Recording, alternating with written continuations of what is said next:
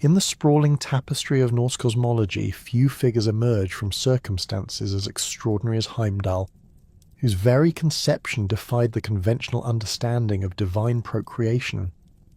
The guardian of Bifrost came into existence through a phenomenon unparalleled in the mythological traditions of the North Germanic peoples, the simultaneous mothering by 9 sisters who embodied the primal forces of the ocean itself. The Voluspa, that ancient prophetic poem which chronicles the creation and destruction of the cosmos, speaks in cryptic verses of Heimdall's birth from 9 mothers.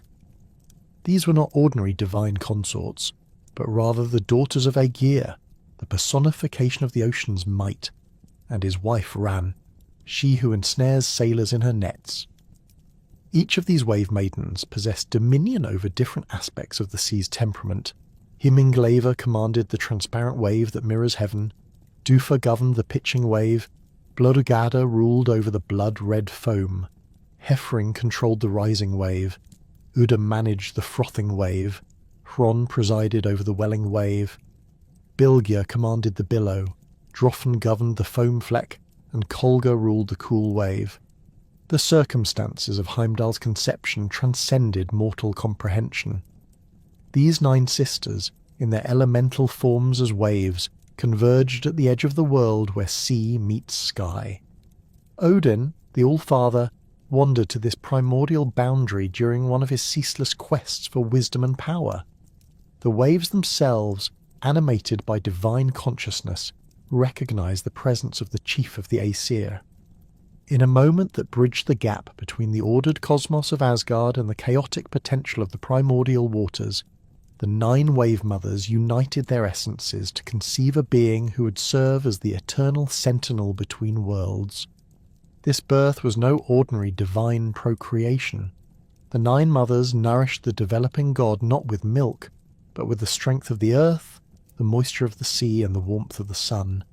They fed him the blood of swine, which in Norse tradition represented both sacrifice and sustenance, granting him supernatural vitality. The earth itself contributed to his nourishment, providing him with the foundational strength that would enable him to stand guard at the Rainbow Bridge for countless ages without rest or respite. The epithet Vitiskerrir, meaning White God or White Christ, reveals profound aspects of Heimdall's nature that extend far beyond mere physical description. This designation connects him to concepts of purity, illumination, and divine authority that permeated Norse religious thought. The whiteness attributed to Heimdall was not simply a matter of complexion or clothing, but represented his role as a being of absolute clarity and uncorrupted purpose. Unlike other gods who possessed complex motivations and occasionally contradictory desires, Heimdall embodied singular dedication to his cosmic function. The white coloration also linked him to the concept of sacred kingship and divine legitimacy. In Norse society, white was associated with the other world, with sacred spaces, and with beings who possessed supernatural knowledge. Heimdall's whiteness marked him as a figure who existed partially outside the normal order of divine society, someone whose perspective encompassed realms and realities that remained hidden from other gods. His gleaming appearance served as a constant reminder of his unique position as the boundary keeper between the organized cosmos and the forces of chaos that perpetually threatened its stability. The second major epithet, Hallinskíði, meaning he of the bent stick, presents a more enigmatic aspect of Heimdall's identity. This designation likely refers to his possession of Gjallarhorn, the great horn whose blast could be heard throughout all 9 worlds. The bent stick metaphor captures the curved nature of the horn, while simultaneously evoking images of a shepherd's crook or a ruler's staff, both symbols of guidance and authority over those under one's protection. The bent stick also carried deeper symbolic resonance within Norse cosmological thinking. It represented the concept of the axis mundi, the world axis that connected different levels of reality. Just as a bent stick could serve as a bridge or support between 2 points, Heimdall himself functioned as a living connection between Asgard and the other realms. His horn, when sounded, would traverse the curved pathways between worlds, carrying its warning call to every corner of existence.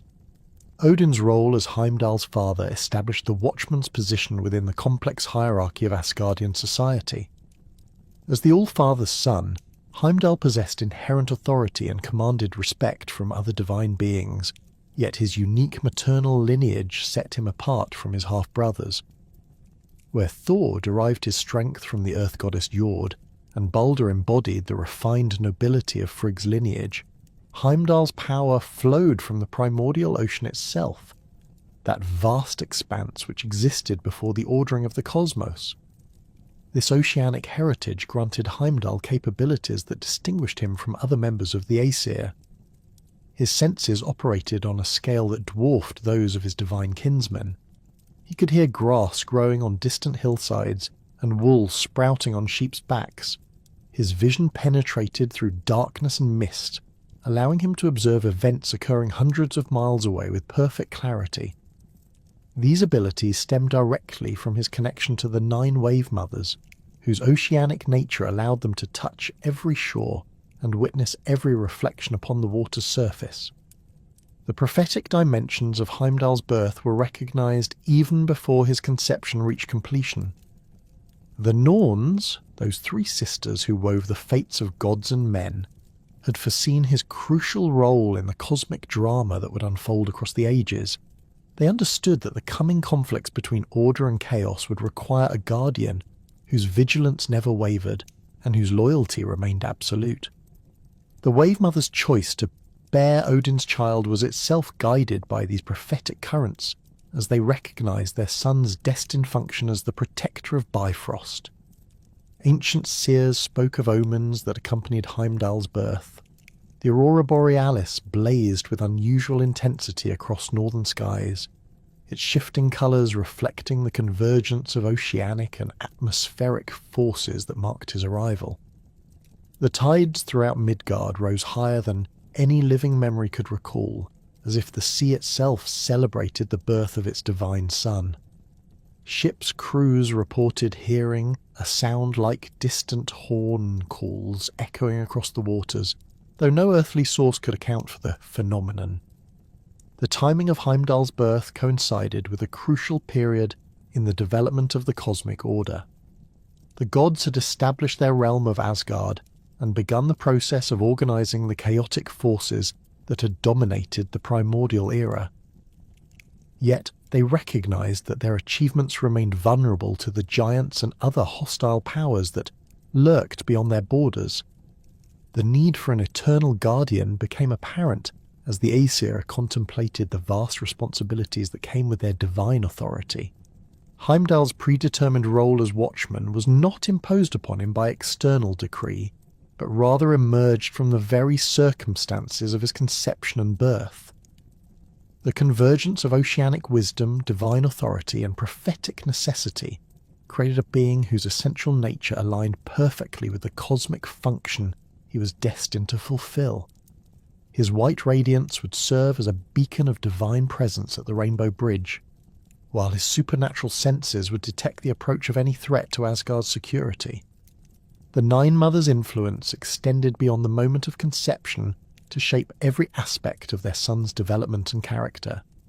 Each Wave Maiden contributed specific qualities that would prove essential to his role as guardian. Himinbjorg's transparency granted him the ability to see through deceptions and illusions. Dufa's pitching motion provided him with perfect balance, allowing him to stand steadily upon Bifrost regardless of cosmic disturbances. Blodugharda's blood-red foam instilled in him the warrior's courage necessary to face any threat without hesitation. The appointment of Heimdall as Keeper of Bifrost represented one of the most crucial decisions in Asgardian governance, establishing a sentinel whose vigilance would determine the security of all divine realms. This momentous selection occurred during the great assembly known as the Thing of the Gods, where the Aesir gathered to address the growing threats posed by giants, dark elves, and other hostile forces that sought to penetrate their celestial stronghold.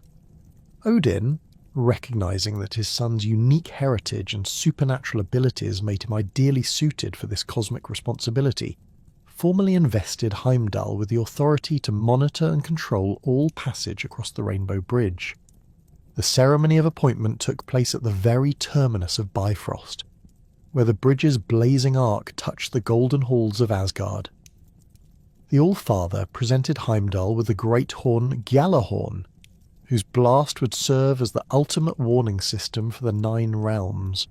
Thor consecrated the Watchman's position by striking his hammer Mjolnir against the bridge's crystalline surface, creating resonant tones that echoed throughout the cosmic structure.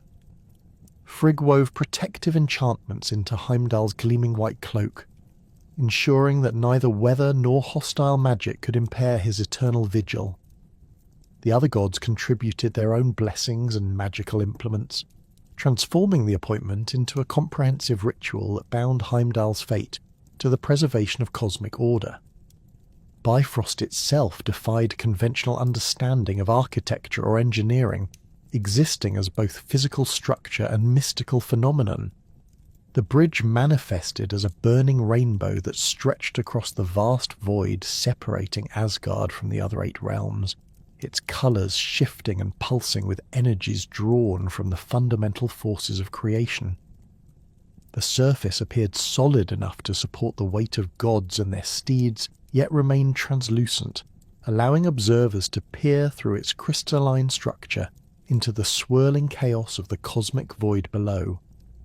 3 primary colours dominated its appearance: red flames that burned without consuming, representing the destructive potential held in check; blue ice that never melted, symbolising the preserving power of divine order; and green growth that flourished despite the bridge's ethereal nature, embodying the life force that flowed between worlds.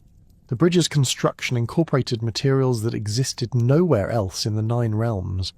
Its foundation consisted of compressed starlight, harvested from the first moments of cosmic creation and shaped by the combined will of the Aesir. The supporting arches drew their strength from crystallized thunder, captured from Thor's hammer during the primordial battles against the frost giants. The roadway itself was paved with hardened aurora, those dancing lights that occasionally escaped from Bifrost to illuminate the skies of Midgard. These exotic materials granted the bridge its remarkable properties. It could expand or contract according to need, become visible or invisible to different types of beings, and channel various forms of energy between the realms it connected. The mystical properties of Bifrost extended far beyond its role as a mere transportation route. The bridge served as a cosmic filter, allowing beneficial influences to flow freely between worlds while blocking harmful energies and malevolent entities.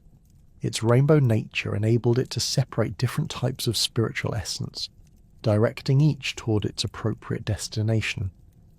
Warriors who died gloriously in battle found their souls naturally drawn to the bridge's red flames, which guided them toward Valhalla. Wise individuals who sought knowledge discovered that the blue ice revealed hidden pathways to the wells of wisdom. Those destined for peaceful afterlives in Folkvanger or other divine halls were attracted to the green growth, which nurtured their spiritual development during the journey. Himinbjorg, Heimdall's fortress, occupied a position of supreme strategic importance at the Asgardian terminus of Bifrost. The structure rose from a foundation of living rock that had been present since the first shaping of Asgard, its walls ascending in graceful curves that mirrored the arc of the Rainbow Bridge itself. The fortress's name, meaning Heaven's Cliffs, reflected both its lofty physical position and its spiritual significance as the boundary between the divine realm and the cosmic void. 8 massive towers surrounded a central keep, each tower aligned with one of the other 8 realms and equipped with specialized viewing apparatus that allowed Heimdall to monitor specific regions of the cosmos. The construction of Himinbjorg incorporated architectural principles unknown to mortal builders. The walls consisted of translucent crystal that had been grown rather than carved, its molecular structure aligned to channel and amplify Heimdall's supernatural senses. The crystal's composition included elements from each of the 9 realms, creating a material that resonated with cosmic energies and provided the Watchman with enhanced perception of events occurring throughout the universe. The fortress's interior spaces defied conventional geometry, with rooms that expanded or contracted according to their occupants' needs and corridors that connected to viewing positions scattered across multiple dimensions. The central chamber of Himinbjorg housed the great seat known as Hlidskjalf's Echo, a throne carved from a single piece of world tree wood and inlaid with precious metals from every realm. From this vantage point, Heimdall could observe the entirety of Yggdrasil and all the worlds nestled within its branches. The seat's armrests contained crystalline viewing spheres that displayed detailed images of any location the Watchman chose to examine. The throne's back incorporated a complex array of horn-shaped resonators that amplified sounds from across the cosmos, allowing Heimdall to hear conversations occurring on distant worlds or detect the approach of enemies while they remained hundreds of miles away. The fortress's defensive capabilities reflected its crucial role in protecting Asgard from invasion. The crystal walls could become completely opaque at Heimdall's command, concealing the structure from hostile observation while maintaining the Watchman's ability to see outward. Hidden within the walls were channels that could direct concentrated starlight toward any approaching threat, creating beams of energy capable of destroying even the most powerful giants. The towers contained stores of weapons forged specifically for Heimdall's use, including spears that never missed their targets and swords that could cut through any material known to exist in the 9 realms. Heimdall's supernatural senses represented the most remarkable aspect of his divine nature, capabilities that surpassed those of all other gods and established him as the ultimate observer of cosmic events. His vision operated on multiple levels simultaneously, allowing him to perceive both physical phenomena and spiritual activities occurring throughout the universe. He could observe events taking place in broad daylight on distant worlds while simultaneously monitoring activities occurring in the deepest underground caverns or the most remote corners of the cosmic void. His eyes detected not only visible light, but also the subtle emanations of magical energy, the spiritual auras of living beings, and the traces left by supernatural creatures as they moved between realms. The scope of Heimdall's visual perception defied comprehension. He could focus his attention on a single blade of grass growing in a meadow on Midgard, while maintaining awareness of giant armies massing in Jotunheim. His sight penetrated through solid matter, allowing him to observe activities taking place within enclosed structures or underground chambers. Weather conditions that would blind mortal observers had no effect on his vision, as he could see clearly through the most violent storms or the densest fog. Distance presented no obstacle to his perception, enabling him to observe events occurring at the furthest edges of the cosmic tree with the same clarity as activities taking place within Asgard itself. The auditory component of Heimdall's supernatural senses proved equally extraordinary in its scope and sensitivity. He could distinguish individual sounds within the cosmic symphony that constantly played throughout the 9 realms, separating the whisper of wind through leaves on Alfheim from the rumble of volcanic activity in Muspelheim. His hearing detected the growth of grass as it pushed through soil, a sound so subtle that no other being could perceive it. The sprouting of wool on sheep's backs created audible vibrations that reached his ears despite occurring in distant pastures across multiple worlds. He could hear conversations conducted in whispers within the deepest halls of the giant's strongholds, allowing him to gather intelligence about potential threats to Asgardian security.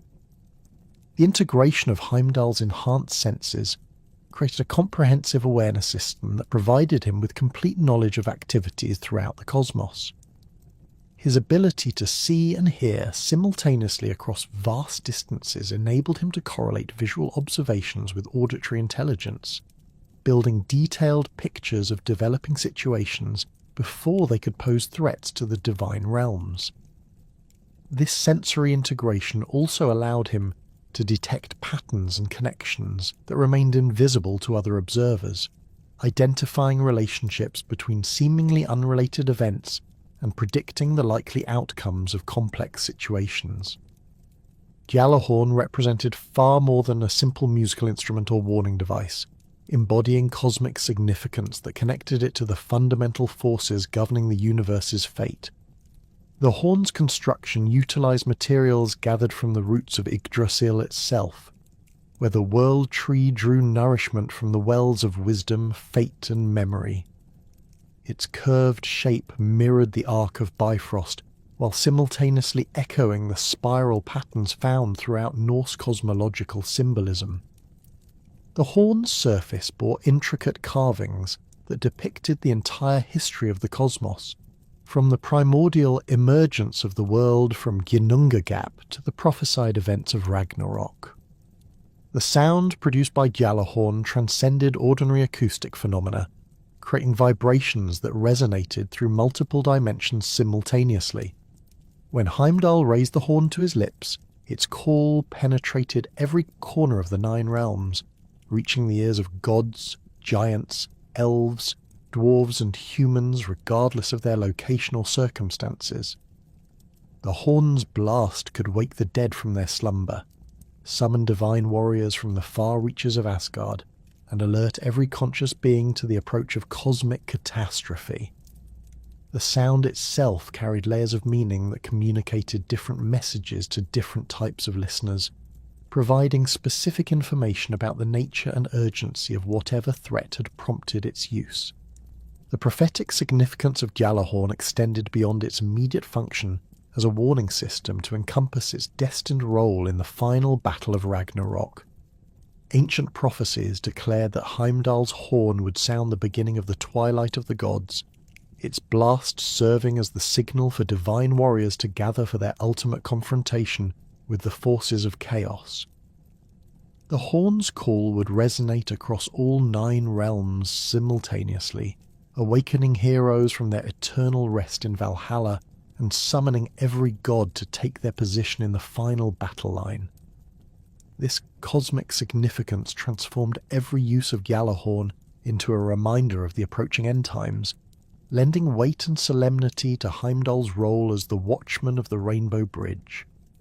The extraordinary sensory capabilities that defined Heimdall's existence as Guardian of Bifrost operated on scales that challenged comprehension even among the divine inhabitants of Asgard.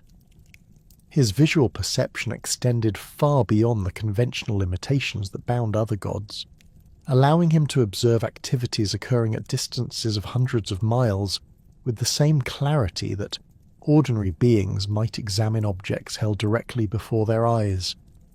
This remarkable sight functioned equally well during the brightest daylight hours and in the deepest darkness of cosmic night, unimpeded by atmospheric conditions, magical concealment, or the vast emptiness of space that separated the 9 realms. The mechanics of Heimdall's enhanced vision defied conventional understanding of how sight operated. His eyes possessed the ability to focus selectively on specific locations while maintaining peripheral awareness of broader cosmic activities. He could observe a single ant crawling across a leaf in the forests of Midgard, while simultaneously monitoring the movements of giant armies assembling in the distant mountains of Jotunheim. This multifaceted visual capability allowed him to track numerous potential threats concurrently without losing focus on any particular concern that might develop into immediate danger for Asgard. The range of Heimdall's sight encompassed not merely physical distance, but also dimensional barriers that separated different realms of existence. He could peer through the veils that concealed Alfheim from mortal observation, witness the activities of dwarves in their underground workshops in Svartalfheim, and monitor the eternal flames that burned in Muspelheim.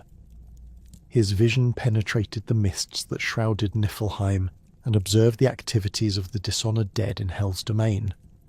This comprehensive visual coverage ensured that no realm remained hidden from his surveillance, providing Asgard with intelligence about potential threats, regardless of their origin or the supernatural barriers that might otherwise conceal them. The auditory component of Heimdall's supernatural senses proved equally remarkable in its scope and sensitivity. His hearing detected sounds so subtle that they remained completely inaudible to other divine beings, including phenomena that produced vibrations at frequencies below the threshold of normal perception. The growth of grass created minute acoustic disturbances as individual blades pushed through soil, generating sounds that reached Heimdall's ears despite their incredible faintness. The sprouting of wool on sheep created similar vibrations as new fibres emerged from follicles, producing acoustic signatures that the Watchman could distinguish from the countless other sounds that filled the cosmic environment. These extraordinary auditory capabilities enabled Heimdall to gather intelligence through methods unavailable to other gods. He could eavesdrop on conversations taking place in the deepest halls of giant strongholds, detecting whispered plans and secret negotiations that might pose threats to Asgardian security. The sound of weapons being forged in distant smithies reached his ears, alerting him to military preparations that might indicate impending attacks. He could hear the footsteps of individual travellers crossing remote mountain passes, identifying their species, approximate size and emotional state through subtle variations in their gait and breathing patterns.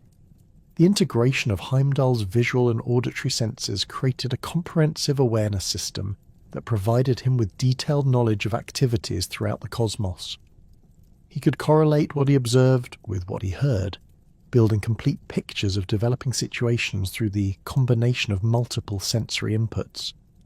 This integrated perception allowed him to detect patterns and connections that remained invisible to observers who relied on conventional senses, identifying relationships between seemingly unrelated events occurring in different realms and predicting the likely outcomes of complex situations before they fully developed. The Watchman's need for sleep represented another aspect of his supernatural nature that distinguished him from both mortal beings and other gods. While ordinary creatures required substantial periods of rest to maintain their physical and mental capabilities, Heimdall could function effectively with less sleep than the smallest bird. This minimal rest requirement stemmed from his unique heritage as the son of 9 wave mothers, whose oceanic nature provided him with access to the constant energy flows that circulated throughout the cosmic ocean surrounding Yggdrasil. The brief periods of rest that Heimdall did require took forms unlike conventional sleep. Rather than losing consciousness completely, he entered states of reduced activity that allowed certain aspects of his awareness to rest, while others remained fully alert to potential dangers. During these periods, his supernatural senses continued to monitor the 9 realms for signs of threat, ensuring that Asgard's security never faced compromise due to his temporary inattention. His body remained poised for immediate action, capable of responding to emergencies within moments of detecting them. This perpetual vigilance created a state of existence that would have driven ordinary beings to madness, but Heimdall's divine nature and cosmic purpose enabled him to maintain his sanity despite the constant awareness of activities throughout the universe.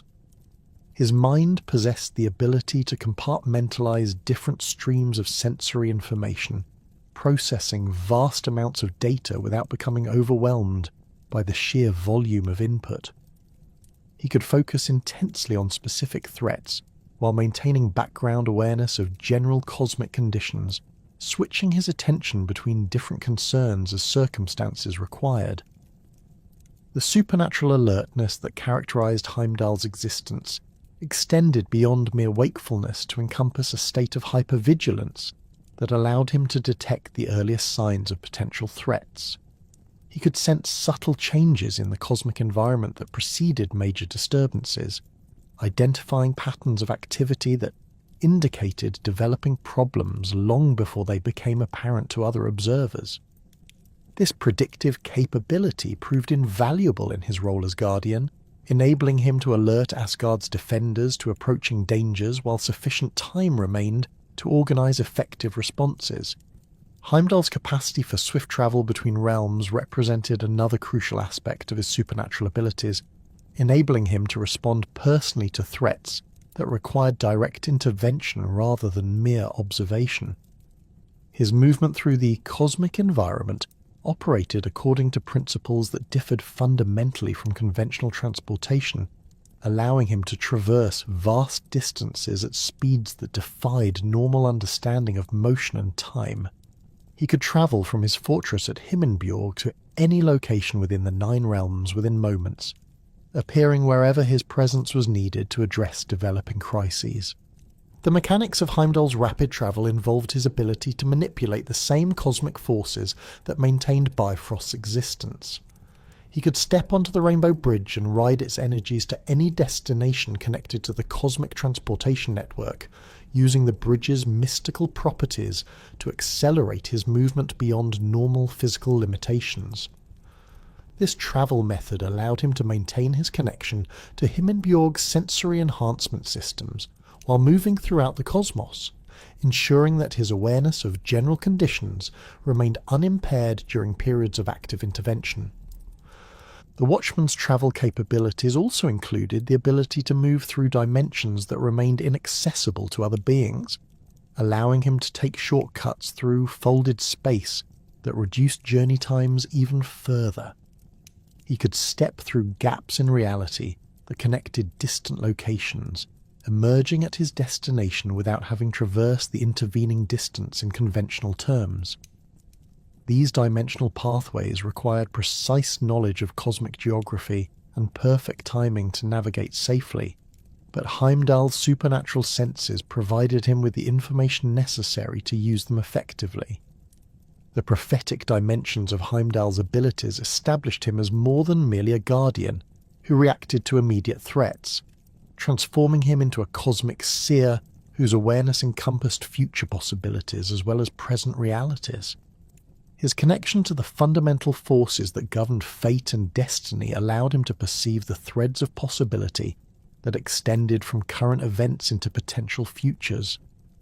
This prophetic sight enabled him to distinguish between minor disturbances that would resolve themselves naturally and developing situations that required active intervention to prevent catastrophic outcomes. The seer's vision operated through his ability to observe the patterns woven by the Norns as they shaped the fates of gods, giants and mortals throughout the 9 realms. He could see the golden threads that represented beneficial outcomes and the dark strands that indicated approaching disasters, tracking their interactions and identifying points where intervention might alter the course of events. This prophetic awareness provided Asgard's leadership with strategic intelligence that extended far beyond immediate tactical concerns, enabling them to prepare for long-term challenges and opportunities. Heimdall's connection to cosmic knowledge stemmed from his unique position at the intersection of multiple realms and his constant exposure to the information flows that circulated throughout Yggdrasil's structure. His fortress at Himinbjorg served as a focal point where knowledge from all 9 realms converged, creating a repository of information that encompassed everything from mundane daily activities to the most profound cosmic mysteries. This accumulated wisdom enabled him to understand the deeper significance of events he observed, interpreting their meaning within the broader context of cosmic development. The Watchman's access to cosmic knowledge also derived from his connection to the primordial ocean through his 9 mothers, the wave maidens who embodied different aspects of the sea's wisdom. The ocean had existed since the earliest moments of creation, witnessing the emergence of the cosmos from primordial chaos and accumulating knowledge of every significant event that had occurred throughout cosmic history. Through his maternal heritage, Heimdall could access this vast repository of oceanic memory, drawing upon insights that predated the establishment of Asgard itself. The practical applications of Heimdall's supernatural abilities extended throughout every aspect of his role as guardian of Bifrost and protector of Asgardian security. His enhanced senses allowed him to detect the approach of enemies while they remained at distances that provided ample time for defensive preparations.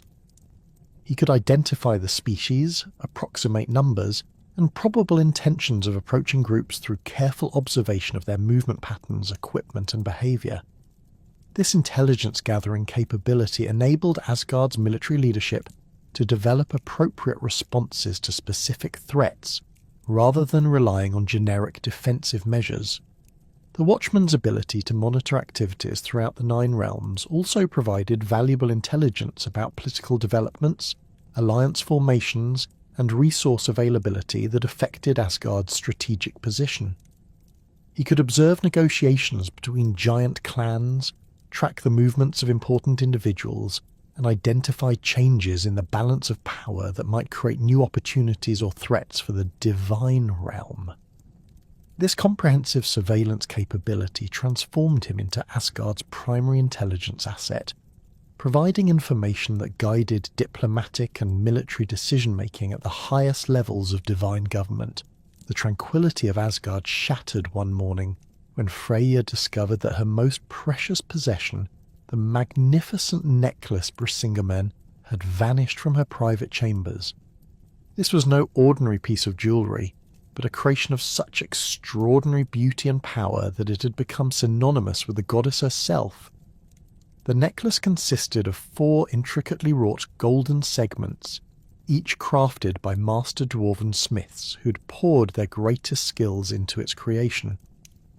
The segments connected seamlessly to form a continuous band that caught and reflected light in ways that seemed to defy natural law, creating an aureole of golden radiance around the wearer's throat that enhanced her already formidable powers of attraction and fertility. The creation of Brisingamen had required Freya to spend 4 nights with the 4 dwarven brothers who forged it, Alfrig, Berling, Dvalin, and Grer, in their underground workshops in Svartalfheim. Each brother had contributed unique elements to the necklace's construction, incorporating rare metals that existed nowhere else in the Nine Realms, and embedding the piece with enchantments that amplified the wearer's natural abilities. The finished necklace possessed the power to enhance fertility across all the realms, influence the outcomes of battles through its bearer's favour, and serve as a conduit for the life-giving energies that flowed through Yggdrasil itself. Freya's anguish at the necklace's disappearance resonated throughout Asgard, her cries of distress reaching even the most distant halls of the divine realm. The goddess understood immediately that this was no random theft, committed by opportunistic criminals, but rather a calculated act designed to strike at the very heart of her divine identity. Brisingamen was more than an ornament. It was an extension of her power, a physical manifestation of her role as the goddess of love, fertility, and prosperity. Without it, she felt diminished, as if a fundamental aspect of her divine nature had been severed. The investigation into the theft began immediately, with Odin dispatching his ravens Hugin and Munin to scour the 9 realms for any trace of the missing necklace. The All-Father's 8-legged steed Sleipnir carried divine messengers to every corner of Asgard, questioning gods, servants, and visitors about any suspicious activities they might have observed. Thor volunteered to interrogate the giants, suspecting that one of Asgard's traditional enemies might have orchestrated the theft as part of a larger scheme against the divine realm. The investigation's scope expanded rapidly, as it became clear that this was not merely a crime against Freya personally, but an attack on the cosmic order that the necklace helped maintain. Heimdall's supernatural senses proved crucial in unravelling the mystery surrounding Brisingamen's disappearance. From his position at Himinbjorg, the Watchman focused his extraordinary vision on the events of the previous night, reconstructing the sequence of activities that had led to the theft. His ability to perceive past events through the traces they left in the cosmic environment allowed him to observe the crime as if it were unfolding before his eyes. The perpetrator's identity became clear as Heimdall watched a familiar figure moving stealthily through Freya's chambers, his shape-shifting abilities allowing him to bypass the magical protections that should have prevented any unauthorized entry. Loki's involvement in the theft surprised no one who knew the trickster god's nature, though the boldness of stealing from one of Asgard's most powerful goddesses demonstrated a level of audacity that exceeded even his usual standards.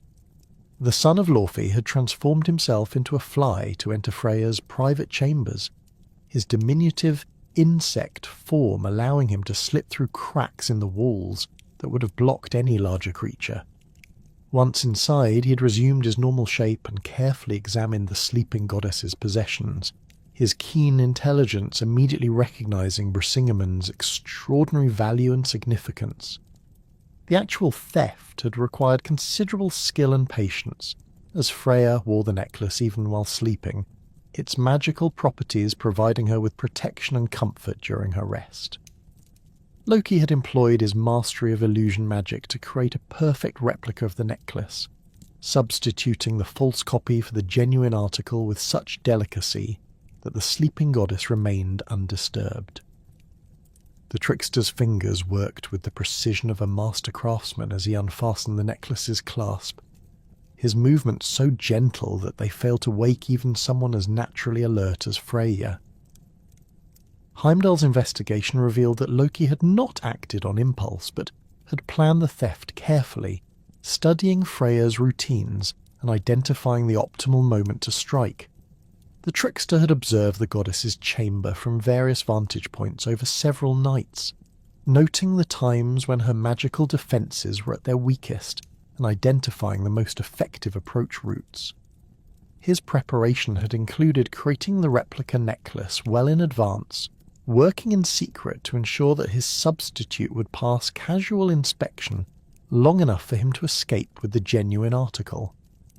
The Watchman's enhanced hearing allowed him to track Loki's movements after the theft, following the sound of his footsteps as he departed Asgard and travelled toward the realm of the giants.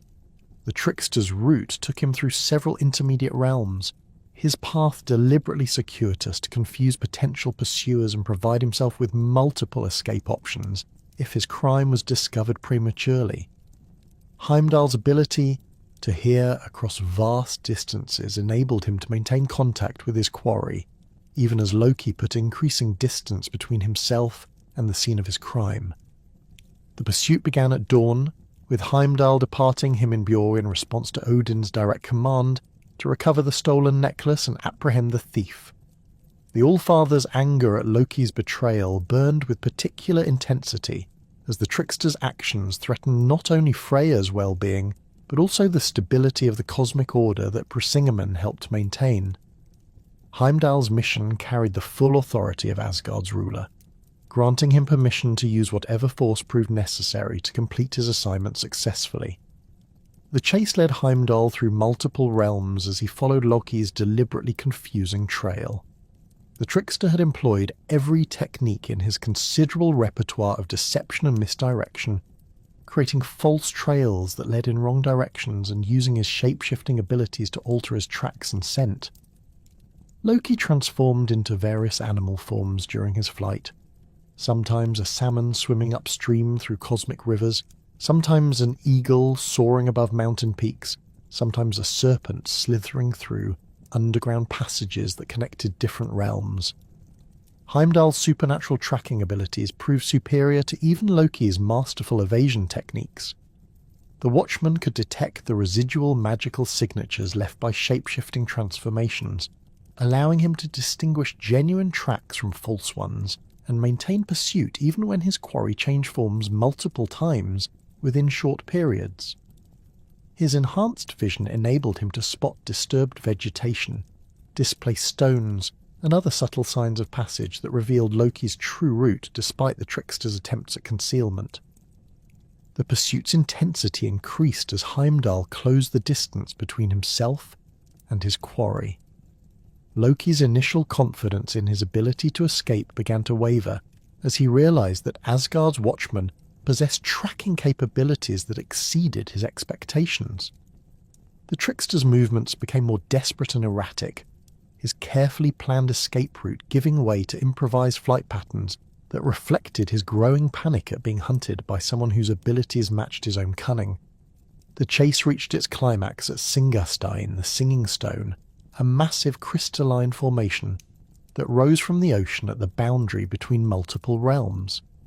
This ancient landmark possessed unique acoustic properties that caused it to resonate with harmonic frequencies when struck by waves or wind, creating an ethereal music that gave the location its name. The stone's position at the intersection of several cosmic currents made it a natural gathering place for supernatural beings, while its isolation from major population centres provided privacy for activities that required discretion. Loki's choice of Singastein as his final refuge reflected both strategic calculation and desperation. The location's magical properties offered him potential advantages in any confrontation, as the stone's resonant frequencies could interfere with certain types of enchantments and provide cover for escape attempts. The surrounding ocean gave him access to multiple transformation options, while the stone's height provided commanding views of approaching threats. However, the same isolation that made Singastein attractive as a hiding place also meant that no help would arrive if the confrontation turned against him. Heimdall's arrival at Singastein marked the beginning of one of the most remarkable battles in Norse mythological tradition. The Watchman's approach had been detected by Loki despite his attempts at stealth, forcing both gods to abandon any pretense of avoiding direct confrontation. The trickster stood atop the singing stone, Brisingamen gleaming around his neck as he taunted his pursuer with boasts about his successful theft and challenges to come and take the necklace if Heimdall possessed the courage to face him in single combat. The battle began with both gods in their natural forms, their divine weapons clashing with sounds that echoed across the surrounding ocean like thunder. Heimdall wielded his sword Hofund, a blade forged from crystallized starlight that could cut through any material in the Nine Realms, while Loki relied on his cunning and magical abilities to avoid direct confrontation while seeking opportunities to strike decisive blows. The combat's initial phase demonstrated the fundamental differences in their fighting styles. Heimdall's straightforward warrior approach, contrasting sharply with Loki's preference for deception and misdirection. The intensity of their conflict caused the singing stone itself to respond, its crystalline structure resonating with harmonic frequencies that grew louder and more complex as the battle progressed. The stone's music provided an otherworldly soundtrack to the confrontation, its notes rising and falling in patterns that seemed to reflect the ebb and flow of combat. The surrounding ocean began to churn as the gods' divine energies affected the natural environment, creating waves that crashed against the stone's base with increasing violence. Recognizing that conventional combat favored his opponent's superior martial skills, Loki employed his shape-shifting abilities to gain tactical advantage.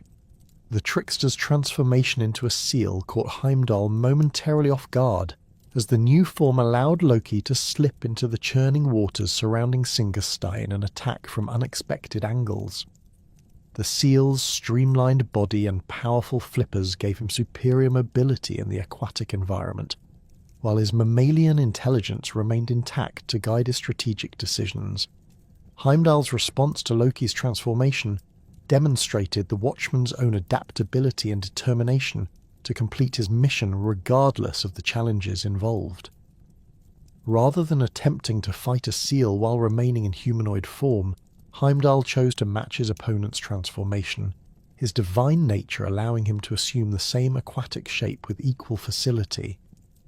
The Watchman's seal form possessed all the natural advantages of the species while retaining his supernatural senses and combat skills, creating a more balanced confrontation between the two shape-shifted gods. The battle between the two seals created a spectacle unlike any other conflict in mythological tradition. Their combat took place both above and below the ocean's surface, with the transformed gods using their powerful flippers to strike devastating blows while their streamlined bodies allowed them to maneuver with incredible speed and agility. The surrounding water turned white with foam as their struggle churned the sea, while their supernatural strength enabled them to leap completely clear of the surface during particularly intense exchanges. The seals' natural diving abilities added a three-dimensional aspect to their conflict that would have been impossible in their normal forms. They pursued each other through underwater caverns and kelp forests, their battle extending far beneath the ocean's surface as each sought to gain advantage through superior positioning or environmental manipulation. The pressure and darkness of the deep waters had no effect on their divine constitutions, allowing them to fight with undiminished intensity regardless of their depth or distance from the surface. The transformation of Heimdall from cosmic guardian to wandering progenitor represents one of the most profound metamorphoses in Norse mythology, marking his temporary abandonment of his eternal vigil at Bifrost to fulfill a destiny that would shape the very foundations of human society. This extraordinary journey began when the Norns revealed to Odin that the scattered tribes of Midgard required divine intervention to establish proper social order and hierarchical structure.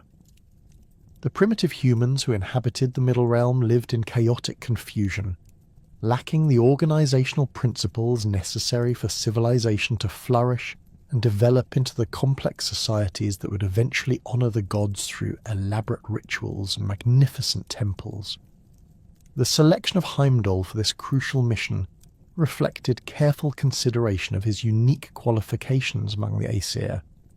His supernatural senses would allow him to observe and understand human nature with unprecedented depth, while his connection to the primordial forces through his 9 mothers provided him with the wisdom necessary to guide mortal development along proper channels. His position as guardian of the Rainbow Bridge had given him extensive knowledge of travel between realms and interaction with diverse populations, making him ideally suited for the extended journey through Midgard that his mission would require. The transformation ritual that prepared Heimdall for his terrestrial sojourn took place in the depths of Gladsheim, Odin's great hall, where the most sacred ceremonies of the Aesir were conducted. The All-Father personally oversaw the process, weaving powerful enchantments that would allow his son to assume mortal appearance while retaining sufficient divine power to accomplish his reproductive mission. Frigg contributed protective spells that would shield Heimdall's true identity from discovery by hostile forces, while Thor blessed the undertaking with invocations that would ensure the resulting offspring possessed the strength and courage necessary for leadership roles in human society. The assumed identity of Rigr provided Heimdall with a persona perfectly suited for his mission among mortals. The name itself carried connotations of nobility and authority that would open doors throughout human settlements, while the appearance he adopted struck a balance between impressive dignity and approachable humanity. Rigr manifested as a tall, well-built man in the prime of life, his bearing suggesting both physical capability and intellectual sophistication. His clothing reflected quality craftsmanship without ostentatious display of wealth, marking him as someone of substance who travelled for purposes more significant than mere commerce or casual wandering. The physical transformation required Heimdall to suppress many of his supernatural abilities while retaining enough divine essence to fulfill his procreative destiny. His extraordinary vision and hearing were reduced to levels that, while still superior to ordinary human capabilities, would not immediately reveal his divine nature to casual observers. His need for sleep increased to approximate normal human patterns, though he retained sufficient alertness to protect himself from potential threats during his vulnerable periods. The most crucial aspect of his transformation involved the retention of his divine fertility, ensuring that his unions with mortal women would produce offspring capable of establishing lasting dynasties. The journey through Midgard began at the realm's northern boundaries, where Heimdall as Rigr encountered the harsh landscapes that challenged human survival and shaped the character of those who managed to eke out existence in such demanding environments. The scattered settlements he discovered varied dramatically in their levels of development, from primitive camps that offered little more than basic shelter to more established communities that had begun developing rudimentary crafts and agricultural techniques. These observations provided him with crucial insights into the diverse conditions that influence human social development and the varying needs that different communities would have for leadership and organization.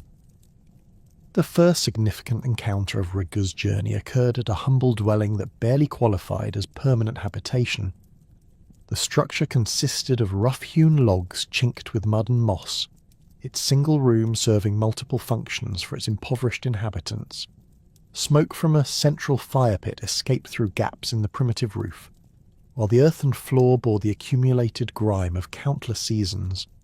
The dwelling's occupants, known as Ai and Edda, represented the lowest stratum of human society, individuals whose daily existence focused entirely on basic survival, with little opportunity for advancement or improvement of their circumstances. Ai, whose name meant great-grandfather, embodied the characteristics that defined the labouring classes throughout Midgard. His appearance reflected a lifetime of back-breaking toil under harsh conditions, his body bent and weathered by constant exposure to the elements and unrelenting physical demands. His hands bore the calluses and scars of countless tasks involving rough materials and primitive tools, while his clothing consisted of coarse fabrics patched and repatched until their original appearance had become unrecognisable. Despite his humble circumstances, Ai possessed the fundamental dignity that came from honest labour and the satisfaction of providing for his family through his own efforts. Edda, whose name meant great-grandmother, shared her husband's humble origins and unpretentious lifestyle. Her appearance showed the effects of continuous domestic labour, performed without the benefit of sophisticated tools or comfortable working conditions. Her hands were rough from grinding grain, preparing hides, and managing the countless tasks required to maintain even the most basic household. Her clothing, like her husband's, consisted of practical garments designed for durability rather than appearance, their earth-toned colours reflecting both the materials available to the poor and the practical necessity of concealing stains and wear. The couple's hospitality toward the mysterious stranger demonstrated the fundamental generosity that characterised even the humblest members of human society. Despite their obvious poverty, they immediately invited Rigr to share their simple meal and offered him the best sleeping accommodations their modest dwelling could provide. The food they served consisted of coarse bread made from inferior grain, thin gruel that provided basic nutrition without luxury, and water drawn from a nearby stream. These humble offerings were presented with genuine warmth and pride, reflecting their host's understanding that hospitality represented a sacred duty, regardless of one's economic circumstances. Rigr's 3-day sojourn with Ai and Edda established the pattern that would characterise all his subsequent visits to human households. He participated fully in their daily activities, demonstrating both his willingness to contribute to the household's welfare and his ability to adapt to whatever circumstances he encountered. His assistance with their laborious tasks provided welcome relief for the elderly couple, while allowing him to observe their working methods and understand the challenges faced by those at the bottom of society's hierarchy. His presence brought an indefinable dignity to their humble activities, elevating routine drudgery to something approaching sacred ritual. The conception of Thriel occurred during Rigr's final night with his humble hosts, the divine essence within the disguised god, ensuring that their union would produce offspring destined to establish an entire social class. The child's development proceeded according to natural patterns, though certain signs indicated his extraordinary heritage and future significance. Edda's pregnancy progressed without the complications that often afflicted women of her age and circumstances, while the unborn child seemed to radiate an vitality that strengthened both his mother and the household's general prosperity during the months preceding his birth. Thrail's arrival marked the beginning of the servant class that would form the foundation of human society throughout Midgard. The infant's appearance immediately revealed his destiny as the ancestor of those whose lives would be devoted to manual labour and service to others. His skin bore a darker complexion that marked him as someone destined for outdoor work, while his robust constitution promised the physical strength necessary for demanding tasks. His eyes, though intelligent, lacked the piercing quality that would characterise his half-brothers, reflecting instead a steady determination suited for sustained effort rather than intellectual pursuits. The child's early development confirmed the predictions suggested by his birth circumstances. Thrall demonstrated remarkable physical capabilities from an early age, his strength and endurance exceeding those of ordinary children by significant margins. His natural inclinations led him toward practical activities rather than abstract contemplation, his hands showing particular aptitude for working with basic tools and materials. The boy's temperament reflected the patient endurance that would become characteristic of his descendants, displaying the ability to persist in difficult tasks without complaint or loss of enthusiasm. As Thrall matured into adolescence, his physical development produced a young man ideally suited for the laborious tasks that defined his social destiny. His shoulders broadened to support heavy loads, while his hands developed the calluses and strength necessary for handling rough materials and primitive implements. His back remained straight despite the demanding nature of his work, reflecting the divine heritage that distinguished him from ordinary mortals even within his designated social role. His facial features, while lacking classical beauty, possessed an honest straightforwardness that inspired trust and confidence in those who employed his services. The establishment of Thrall's own household marked the beginning of the thrall class's expansion throughout Midgard. His marriage to a woman of similar background and temperament produced children who inherited their father's physical capabilities and social destiny. These offspring dispersed throughout the human settlements, their labour providing the foundation upon which more complex social structures could develop. Their descendants would include farm workers, household servants, craftsmen's assistants, and all others whose contributions to society involved primarily physical effort rather than intellectual or administrative functions. The social implications of Thrall's lineage extended far beyond simple economic arrangements to encompass fundamental questions about human nature and divine intention. His descendants would face lives of constant toil with limited opportunities for advancement, yet their labour would prove essential for the survival and prosperity of human civilization. The dignity inherent in honest work, regardless of its social status, reflected the divine wisdom that had guided Rigr's mission and ensured that every level of society would possess inherent worth and purpose within the cosmic order. The continuation of Rigr's journey led him from the humble dwelling of Ai and Edda to more prosperous regions of Midgard, where human settlements had achieved greater stability and comfort through improved agricultural techniques and more sophisticated social organisation. The landscape itself reflected these advances, with cultivated fields replacing wild forests and well-maintained roads connecting established communities. The signs of human progress were evident in the quality of construction, the variety of crops under cultivation, and the presence of specialised craftsmen whose skills contributed to the general improvement of living conditions. The second significant encounter occurred at a substantial farmstead that represented the emerging middle class of human society. The buildings demonstrated considerable advancement over the primitive shelter that had housed Ai and Edda, featuring properly fitted timber construction, effective roofing that kept out weather, and separate structures for different functions. The main dwelling contained multiple rooms that allowed for privacy and specialised activities, while outbuildings housed livestock, stored grain, and provided workspace for various crafts. The overall impression conveyed prosperity achieved through intelligent effort and careful management rather than mere survival against hostile circumstances. AFI and Amma, the farmstead's owners, embodied the characteristics that define the emerging class of free farmers and skilled craftsmen throughout Midgard.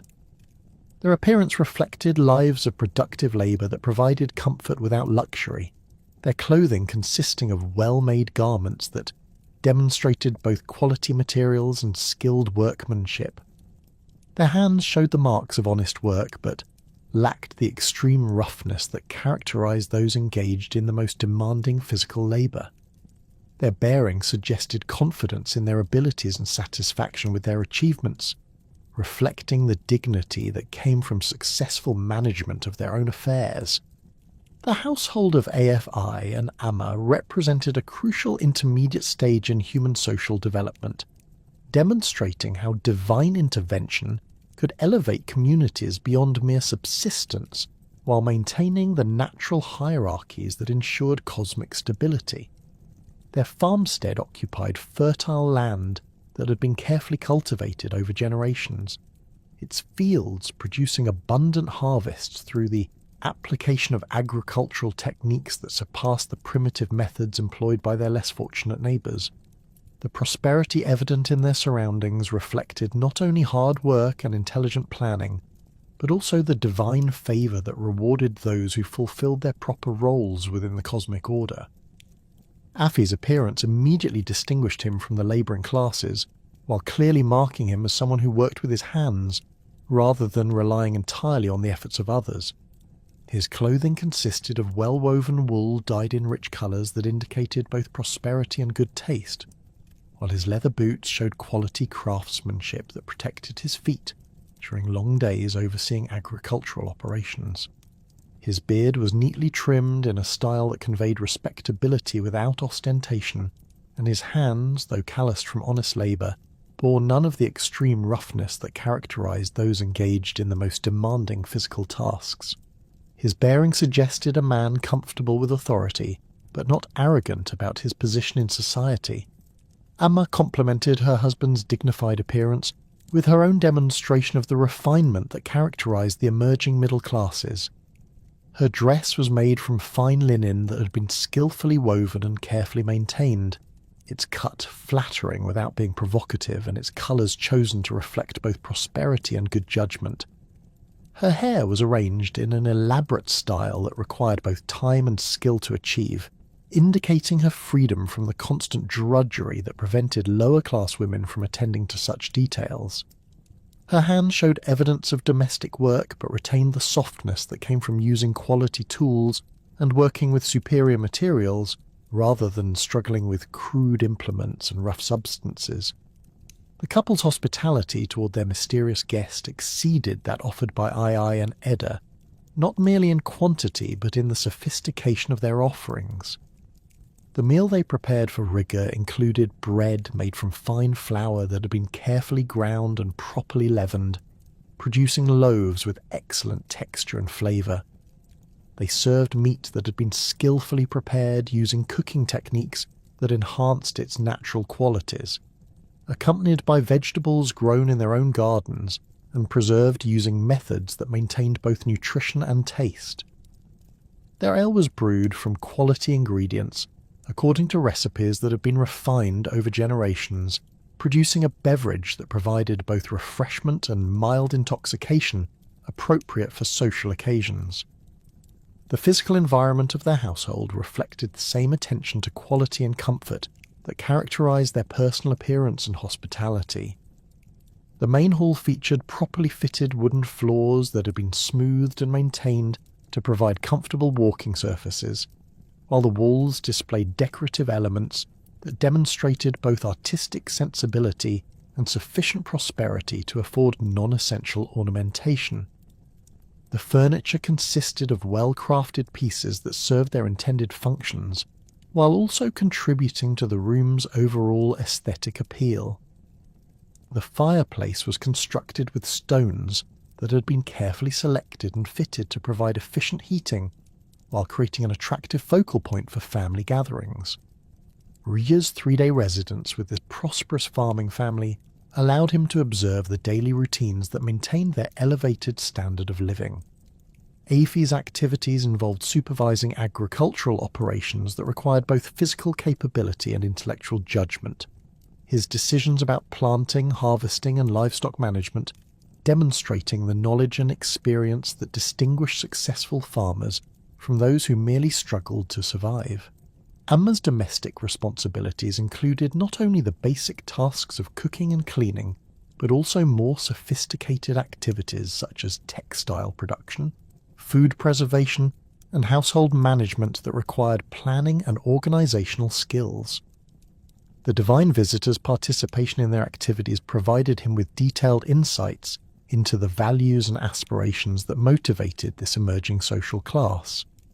Their conversations revealed concerns that extended beyond immediate survival to encompass long-term planning for their family's future prosperity and social advancement. They discussed improvements to their property, potential marriages for their children, and strategies for expanding their influence within the local community. These topics demonstrated their understanding that success required not only hard work, but also intelligent planning and the cultivation of beneficial relationships with neighbours and trading partners. The conception of Karl during Rigr's final night with his middle-class hosts established the genetic foundation for the free farmer class that would form the backbone of human society throughout Midgard. The child's development in the womb proceeded smoothly, with Amma's pregnancy characterised by the good health and comfortable circumstances that allowed her to maintain her normal activities while nurturing the growing infant. The unborn child seemed to radiate a vitality that enhanced the household's already substantial prosperity, with crops growing more abundantly and livestock thriving beyond their usual patterns during the months preceding his birth. Karl's arrival demonstrated the divine intention to create a social class capable of bridging the gap between the labouring masses and the emerging aristocracy. The infant's appearance suggested neither the dark complexion that marked Thrael for outdoor labour, nor the refined features that would characterise the nobility, instead displaying the robust health and pleasant features that would enable him to command respect without inspiring either civility or resentment.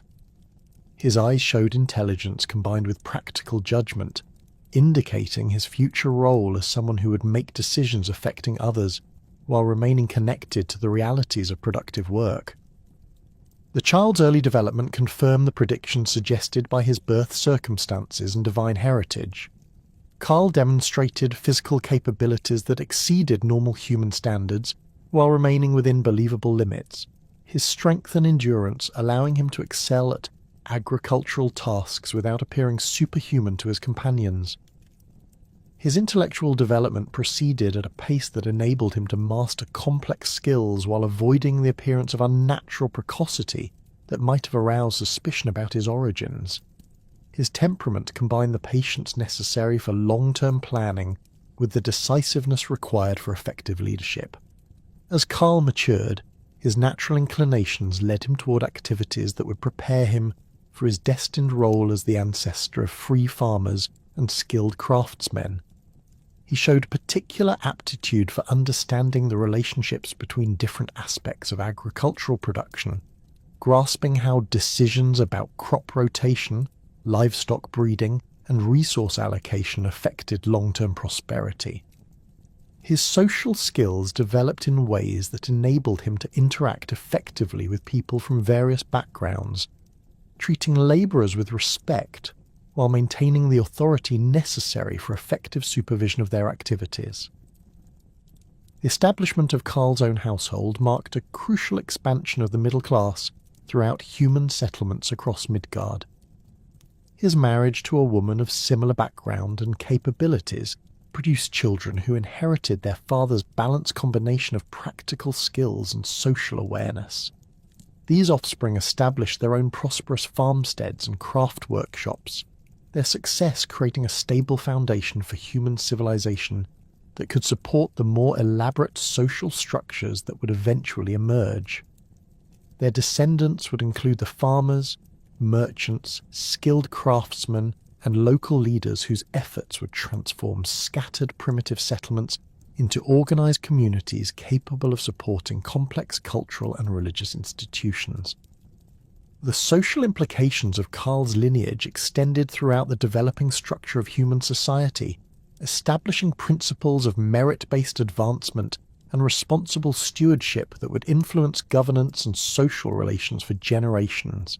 His descendants would possess sufficient prosperity to participate in community decision-making while remaining connected to the practical realities of productive work. This combination of economic independence and hands-on experience would enable them to serve as intermediaries between the labouring classes and the emerging aristocracy, their understanding of both perspectives allowing them to contribute to the development of just and effective social institutions. Rigr's continued journey through Midgard led him into regions where human achievement had reached its highest levels of sophistication and refinement.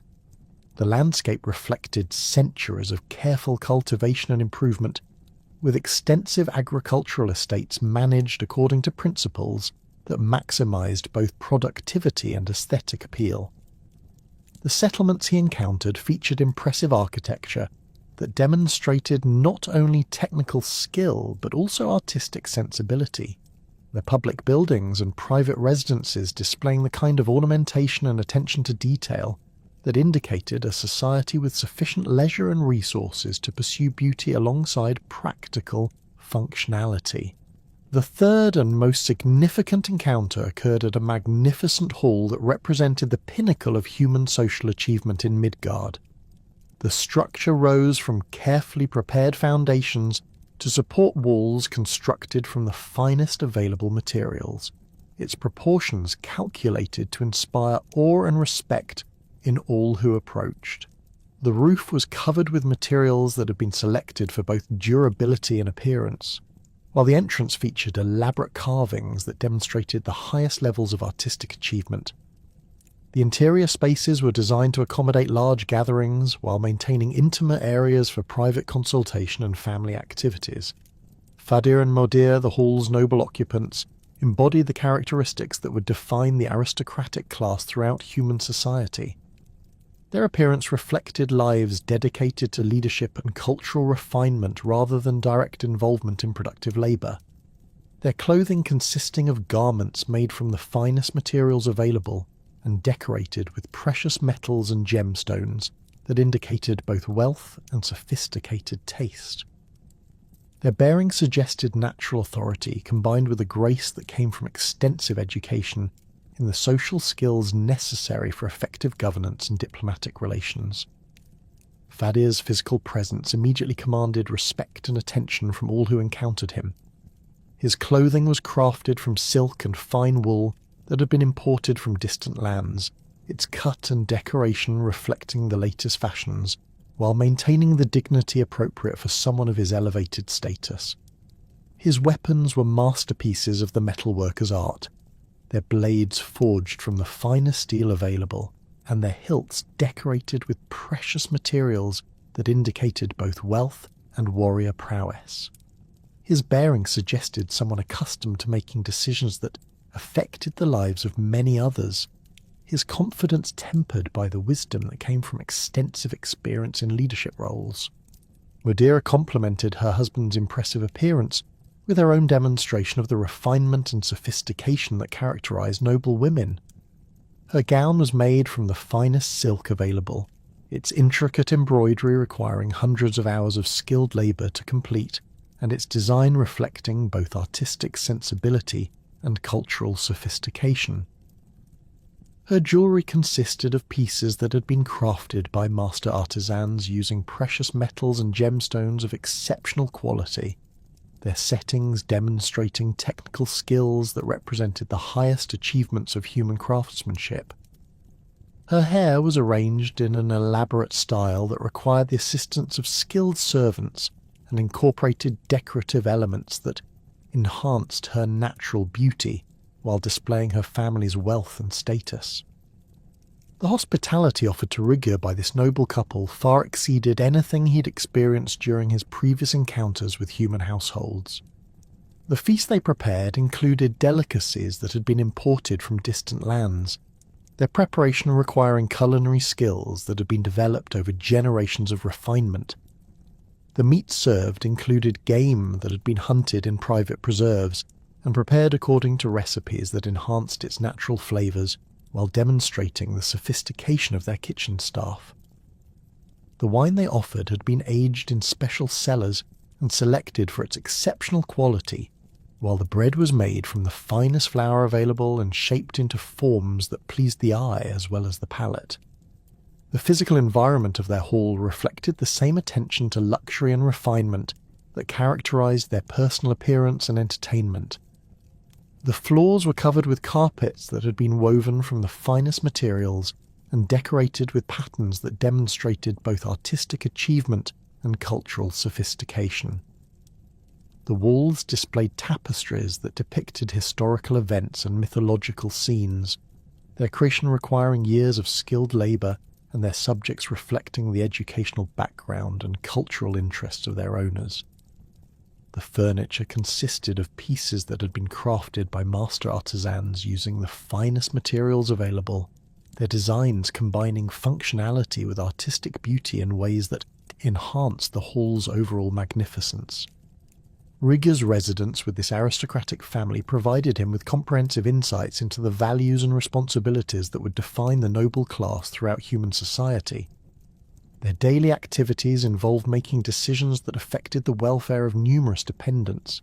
Their choices regarding resource allocation, legal disputes, and military preparations demonstrating the knowledge and judgment required for effective governance.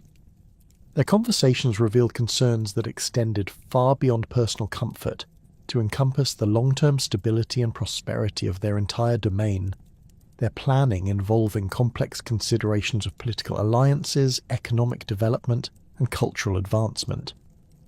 The divine visitor's participation in their activities allowed him to understand the burdens as well as the privileges that accompanied aristocratic status. Feidir's responsibilities included not only the management of extensive properties, but also the administration of justice, the organisation of military defences, and the maintenance of diplomatic relations with neighbouring rulers. Mudir's duties encompass not only the supervision of household activities, but also the education of children, the patronage of artistic endeavours, and the cultivation of the social connections that maintained their family's position within the broader aristocratic community. The conception of Jarl during Rigr's final night with his noble hosts established the genetic foundation for the aristocratic class that would provide leadership and cultural direction for human society throughout the ages. The child's development proceeded under the most favourable circumstances possible, with Mudir's pregnancy characterised by excellent health and the constant attention of skilled healers and attendants. The unborn child seemed to radiate a nobility that enhanced the household's already impressive dignity, with visitors commenting on the sense of majesty that seemed to permeate the hall during the months preceding his birth. Jarl's arrival demonstrated the divine intention to create a ruling class capable of providing the leadership and cultural guidance necessary for human civilization to reach its full potential. The infant's appearance immediately revealed his destined role as the ancestor of kings and nobles, his features displaying the refined beauty that would inspire loyalty and admiration throughout his life. His eyes showed the penetrating intelligence that would enable him to understand complex political situations and make decisions that balance competing interests fairly. His bearing, even as an infant, suggested the natural authority that would allow him to command respect and obedience from those under his governance. The child's early development exceeded even the elevated expectations created by his noble birth and divine heritage. Jarl demonstrated intellectual capabilities that enabled him to master complex subjects at an unprecedented pace, his understanding of language, mathematics, and strategic thinking advancing far beyond normal human development patterns. His physical development produced exceptional strength, coordination, and endurance that would serve him well in both martial and ceremonial contexts. His social instincts enabled him to interact effectively with people from all levels of society while maintaining the dignity and authority appropriate to his elevated status. As Jarl matured, his education encompassed all the skills and knowledge necessary for effective leadership in human society. He mastered the arts of warfare, learning to use various weapons with exceptional skill while developing the strategic thinking necessary for successful military campaigns. His studies included the complexities of law and governance, enabling him to understand the principles of justice and the practical requirements of effective administration. His cultural education encompassed poetry, music, and the other arts that distinguished civilized society from mere survival-oriented communities. The gifts that Rigr bestowed upon each household during his visits established the divine authority that would legitimize the social hierarchy throughout human society. To the humble dwelling of Ai and Edda, he brought the knowledge of basic crafts and agricultural techniques that would enable the labouring classes to fulfil their essential roles in supporting civilization. His teachings included methods for improving crop yields, techniques for working with various materials, and the organisational principles that would allow large groups of workers to coordinate their efforts effectively. The middle-class household of AFI and Amma received more sophisticated knowledge that would enable the free farmer class to serve as the backbone of human society. Rigr shared advanced agricultural techniques that would increase productivity while maintaining soil fertility, business principles that would enable successful trade relationships, and leadership skills that would allow them to organise and direct the activities of others.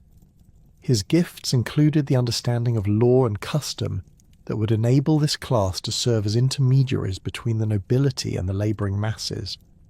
The aristocratic Hall of Fadir and Mudir received the most comprehensive gifts, including the knowledge of governance, military strategy and cultural refinement that would enable the noble class to provide effective leadership for human civilization.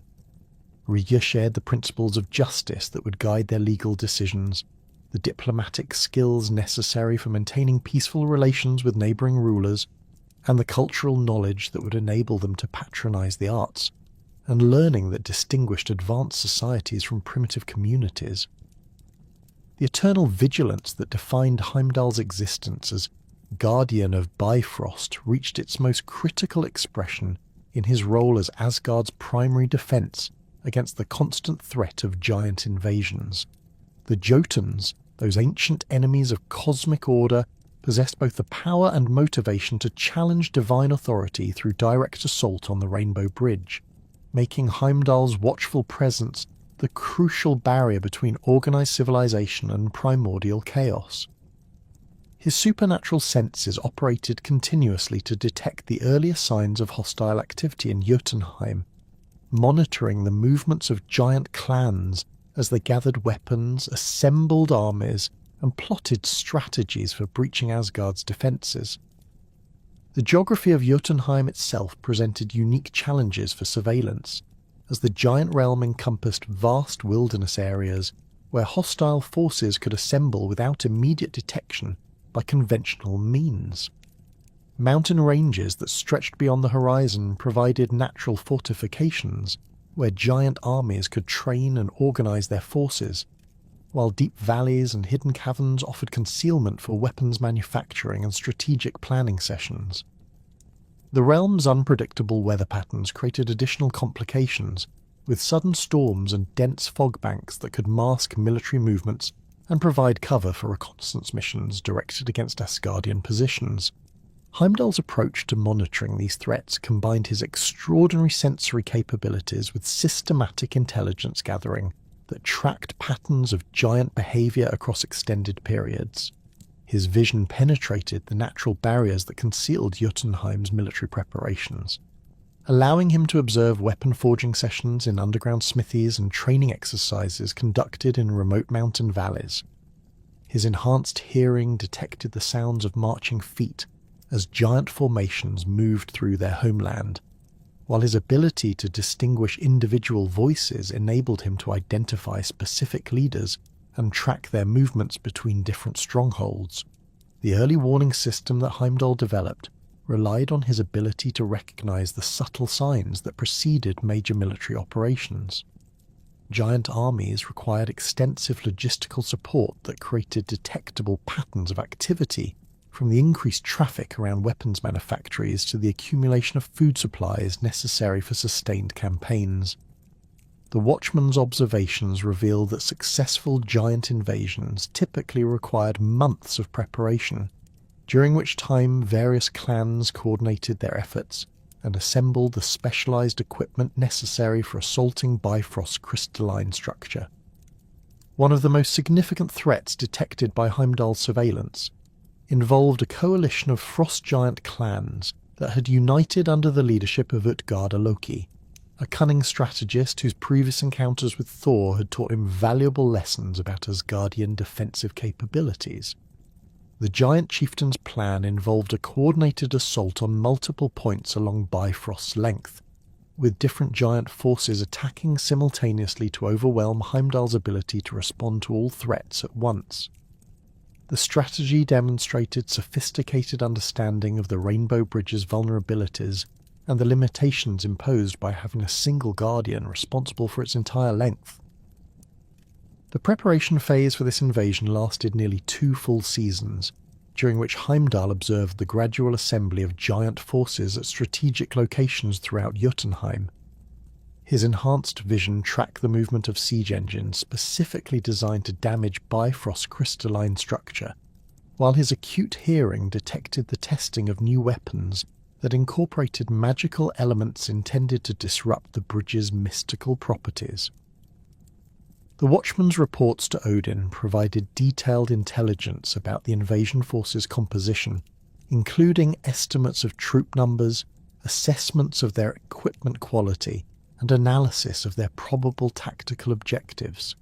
The detection of advanced scouts represented the first phase of the giant invasion attempt, as small groups of Jotuns attempted to approach Bifrost under cover of magical concealment spells. These reconnaissance missions sought to identify weak points in the bridge's defences and gather information about Heimdall's patrol patterns and response capabilities. The scouts employed shape-shifting abilities similar to those used by Loki, transforming themselves into birds, wolves, and other creatures that might approach the Rainbow Bridge without immediately arousing suspicion. Heimdall's supernatural senses proved superior to even the most sophisticated concealment magic employed by the giant scouts. His vision detected the subtle distortions in light patterns that revealed shape-shifted beings, while his hearing identified the unnatural sound signatures produced by magical transformations. The Watchman's ability to perceive magical auras allowed him to distinguish between genuine animals and disguised giants, enabling him to intercept reconnaissance missions before they could gather useful intelligence about Asgardian defences. The interception of these scouting parties required careful tactical consideration, as Heimdall needed to prevent the scouts from reporting their discoveries while avoiding actions that might alert the main invasion force to his awareness of their plans. The Watchman employed his own stealth capabilities to approach detected scouts without revealing his presence, using his knowledge of Bifrost's structure to position himself advantageously for surprise attacks. His weapon Hofund proved particularly effective against giant scouts, its crystallized starlight blade cutting through their magical defences with ease, while its mystical properties prevented them from escaping through dimensional portals.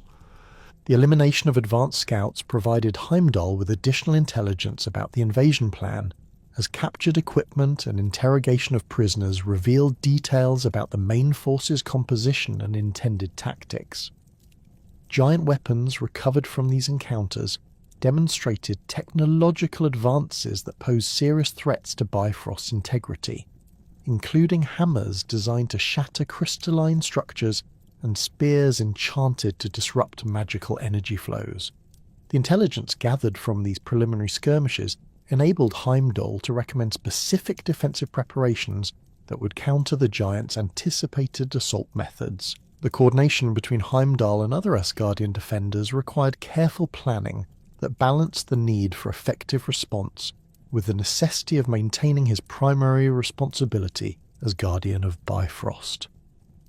Odin's strategic planning sessions incorporated Heimdall's intelligence reports with assessments of available military resources, identifying which threats could be handled by the Watchman alone and which required support from other members of the Aesir. Thor's role in the defensive strategy focused on mobile response capabilities that could address breakthrough attempts while leaving Heimdall free to maintain his surveillance duties.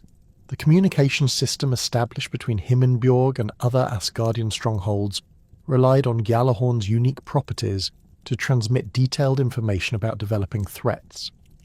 Different horn call patterns conveyed specific types of intelligence, from general alerts about increased giant activity to urgent warnings about imminent attacks on particular sections of Bifrost.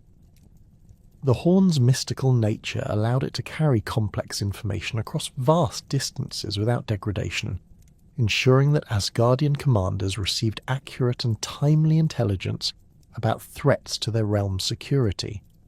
Heimdall's relationship with the Einherjar, those chosen warriors who dwelt in Valhalla, involved training exercises that prepared them for potential battles on Bifrost itself. The Watchman's combat experience against various types of enemies provided valuable insights for warriors who might need to fight in the unique environment created by the Rainbow Bridge's mystical properties. These training sessions covered specialized techniques for fighting on crystalline surfaces, methods for maintaining balance during combat in the bridge's energy fields, and strategies for coordinating group attacks in the confined space available for maneuvering. The defensive preparations for major giant invasions required modifications to Bifrost's structure that enhanced its natural protective capabilities without interfering with its primary function as a transportation route between realms. Heimdall supervised the installation of hidden weapon emplacements that could direct concentrated starlight against attacking forces, while magical reinforcements strengthened vulnerable sections of the bridge's crystalline framework. These improvements remained invisible to casual observation, but provided significant advantages when activated during combat situations. The relationship between Heimdall and Odin during crisis situations demonstrated the complex balance between the Watchman's independent authority as guardian of Bifrost and his subordinate position within Asgard's divine hierarchy. The All-Father's strategic vision encompassed threats and opportunities that extended far beyond immediate military concerns, requiring Heimdall to consider how his defensive actions might affect broader diplomatic and political objectives. The Watchman's reports influenced major policy decisions regarding relations with giant clans, alliance negotiations with other realms, and resource allocation for long-term defensive preparations. The coordination with Frigg involved protective enchantments that shielded Heimdall from magical attacks while he maintained his vigil at the Rainbow Bridge.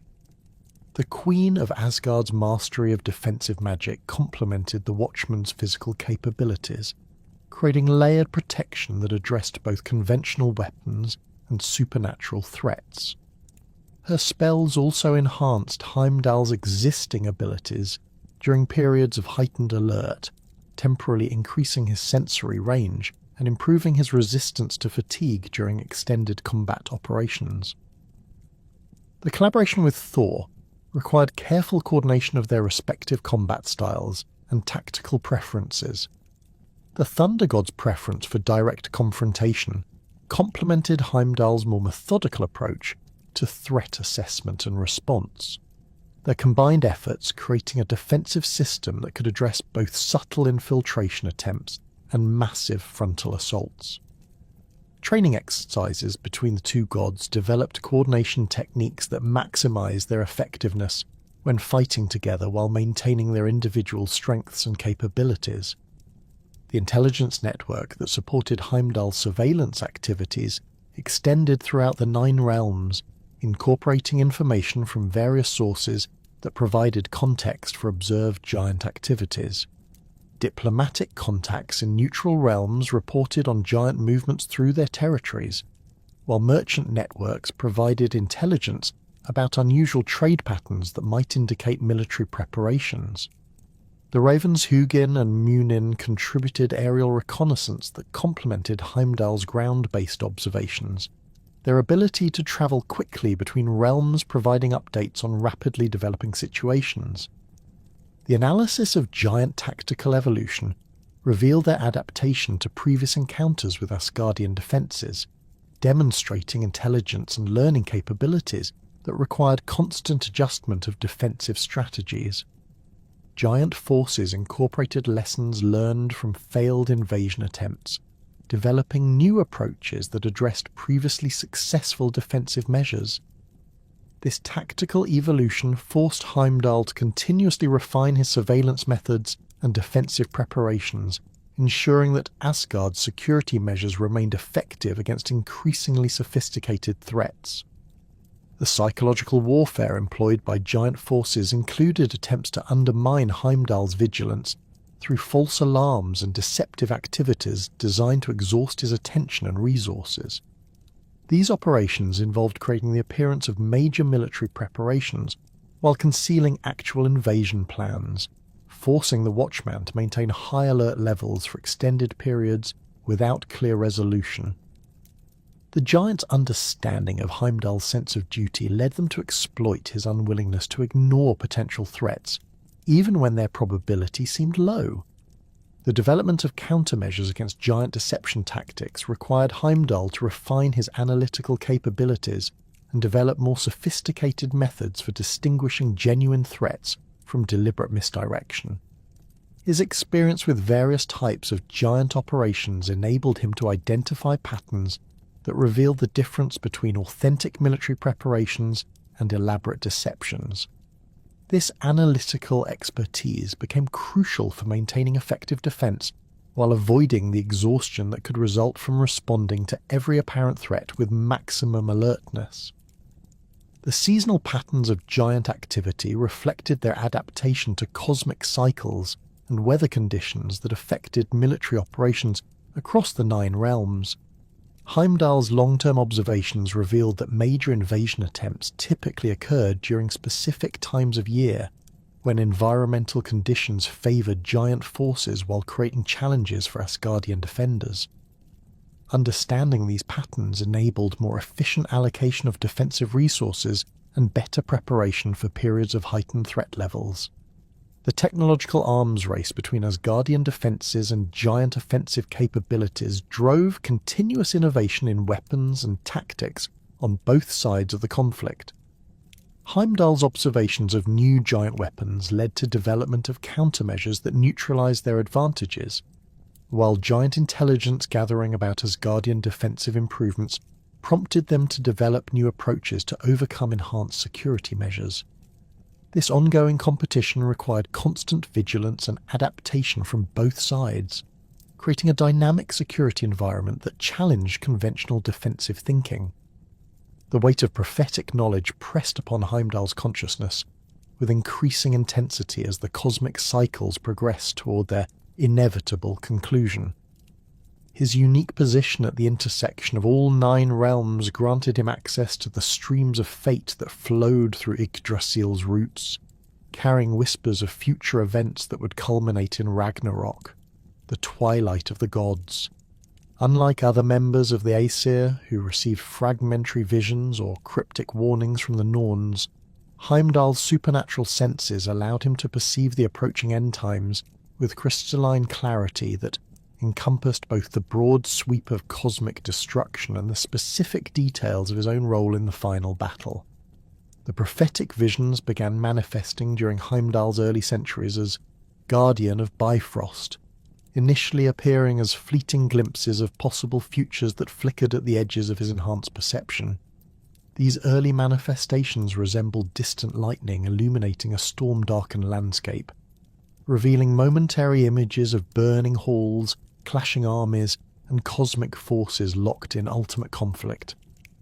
The visions intensified gradually, their frequency and clarity increasing as the cosmic forces that would drive Ragnarok gathered strength and began influencing events throughout the 9 realms.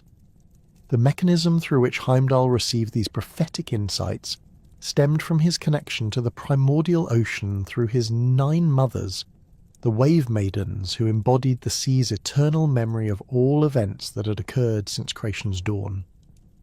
The cosmic ocean that surrounded Yggdrasil contained currents of temporal energy that carried information about past, present, and future events, their flow patterns revealing the intricate web of causation that connected individual actions to their ultimate consequences. Heimdall's oceanic heritage allowed him to tap into these temporal currents, extracting knowledge about future events that remained hidden from other divine observers. The content of these prophetic visions revealed the inexorable approach of cosmic winter, the Fimbulwinter that would herald the beginning of the end times. Heimdall observed the gradual cooling of the sun's radiance as the wolves Skoll and Hati drew closer to their celestial prey, their supernatural hunger gradually dimming the light that sustained life throughout the 9 realms. The vision showed him snow falling continuously for 3 full years without any intervening summer, its accumulation transforming familiar landscapes into frozen wastelands where normal life could no longer survive. The social collapse that would accompany the cosmic winter appeared in Heimdall's prophetic cite as a cascade of violence and betrayal that would destroy the bonds holding human society together. Brothers would turn against brothers in conflicts over dwindling resources, while fathers and sons would abandon the loyalty and honour that had previously governed their relationships. The breakdown of kinship obligations would extend throughout all levels of society, from humble farming communities to the halls of kings, creating chaos that would weaken Midgard's ability to resist the forces of destruction gathering in the outer realms.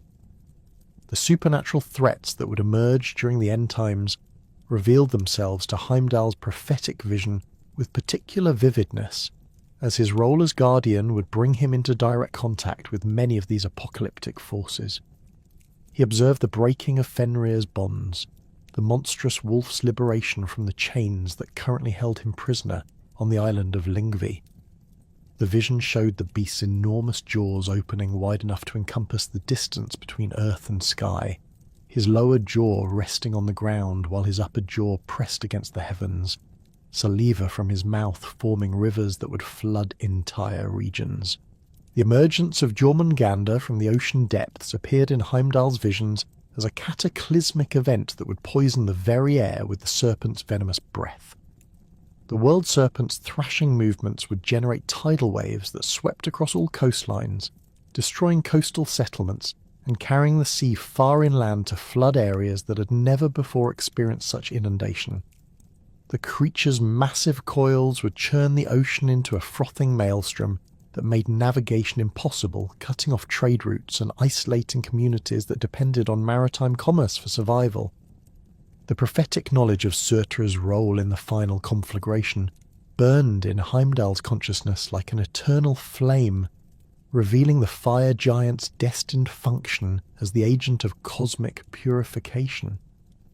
The vision showed Surtur advancing from Muspelheim with his flaming sword held high, the weapon's radiance outshining the sun itself as he led the sons of Muspel toward their final battle with the gods. Behind him marched legions of fire giants whose very presence set the landscape ablaze, their passage leaving trails of molten rock and burning vegetation that transformed fertile lands into scorched wastelands. The breaking of barriers between realms featured prominently in Heimdall's prophetic visions, revealing how the cosmic order that separated different types of beings would collapse during Ragnarok. The vision showed Bifrost itself cracking under the weight of advancing armies, its crystalline structure fracturing as forces beyond its design capacity attempted to cross between realms simultaneously. The Rainbow Bridge's destruction would eliminate the controlled access points that currently regulated travel between worlds, allowing hostile forces to pour into Asgard through multiple breaches in the cosmic barriers. The gathering of divine forces for the final battle appeared in Heimdall's visions as a magnificent yet terrible spectacle that would surpass all previous conflicts in its scope and intensity. He observed the Einherjar streaming from Valhalla's 540 doors, their golden shields and gleaming spears creating a river of light as they marched toward their ultimate test. The chosen warriors moved with perfect discipline, despite knowing that this battle would result in their permanent destruction, their faces showing grim determination tempered by the honour of serving their gods in the final hour.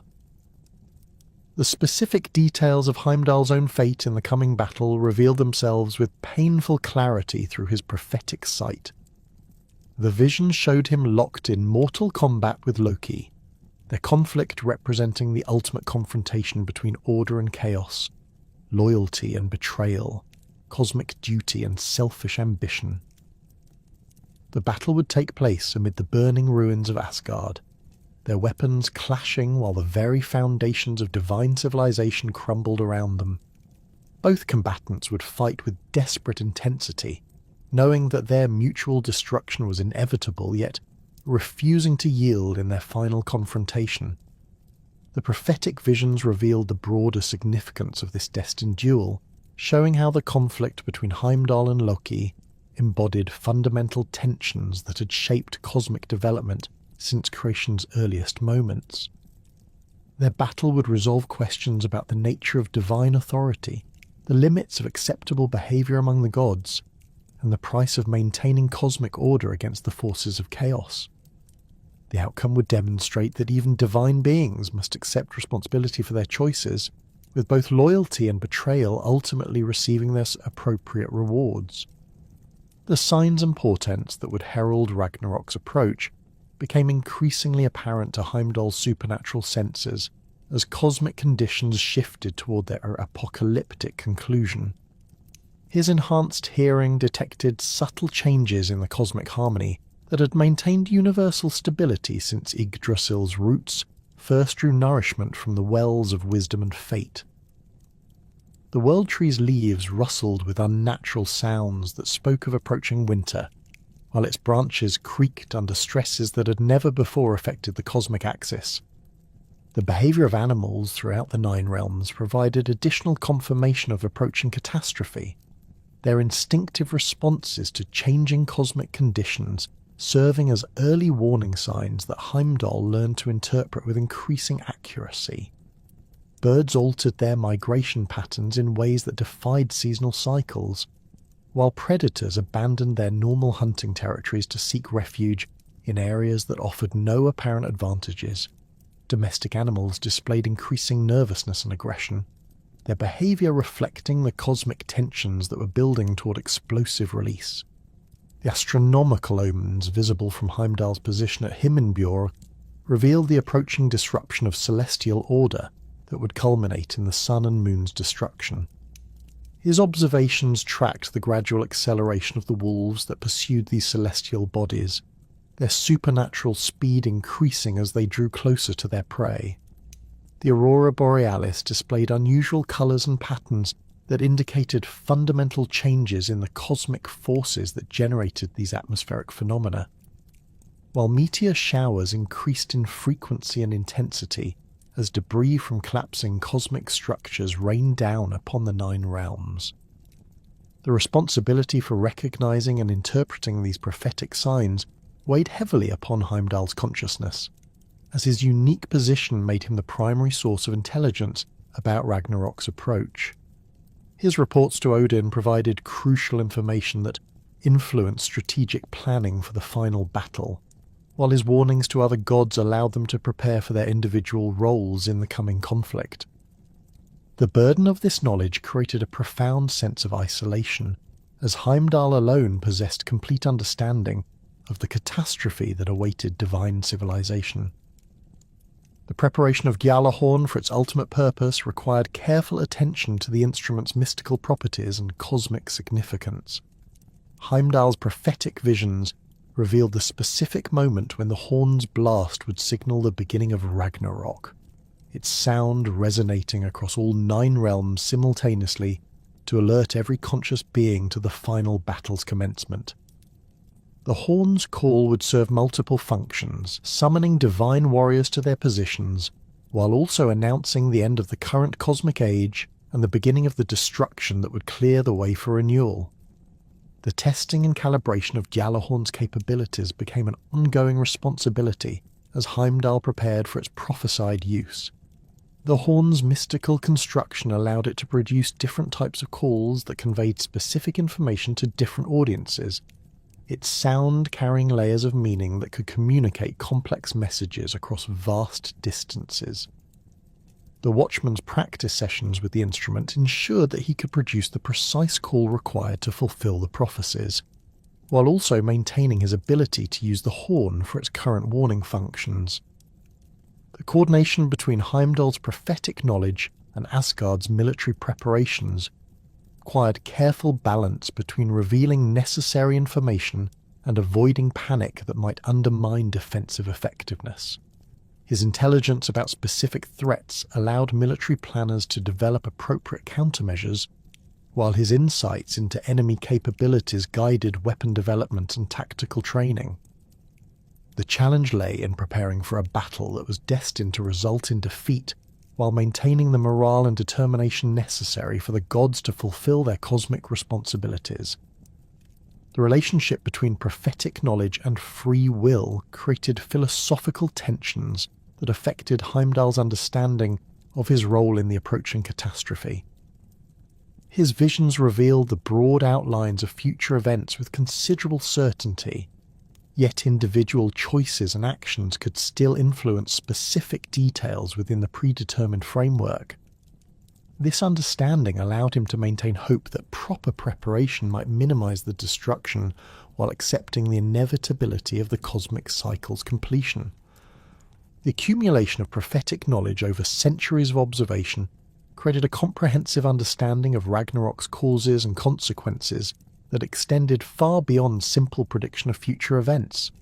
Heimdall's analysis revealed a complex web of relationships that connected individual actions to cosmic outcomes, showing how choices made by gods, giants and mortals throughout history had contributed to the approaching catastrophe. This systemic understanding enabled him to identify potential intervention points where actions might still influence the final battle's specific characteristics. The emotional burden of carrying prophetic knowledge about the destruction of everything he'd sworn to protect tested Heimdall's psychological resilience in ways that no external enemy could match. His duty as guardian required him to maintain unwavering vigilance despite knowing that his efforts would ultimately fail to prevent Asgard's destruction. The knowledge that his own death was predetermined as part of the cosmic plan created existential challenges that he resolved through deeper commitment to his responsibilities rather than despair or resignation.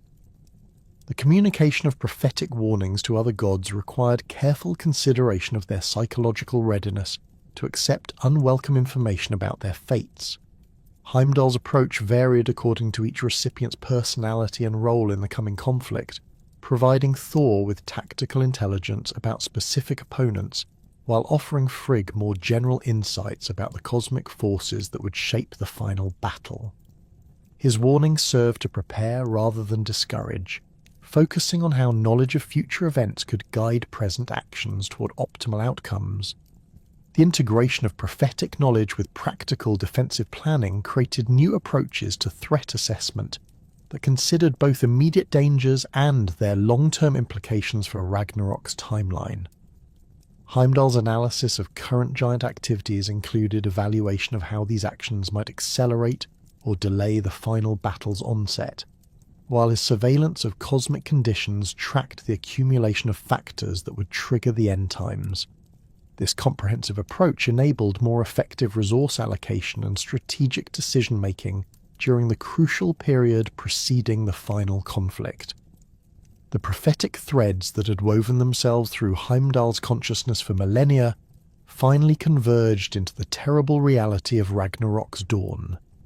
The cosmic winter had reached its climax, 3 years of unrelenting cold having transformed the 9 realms into frozen wastelands, where even the hardiest survivors struggled against starvation and despair.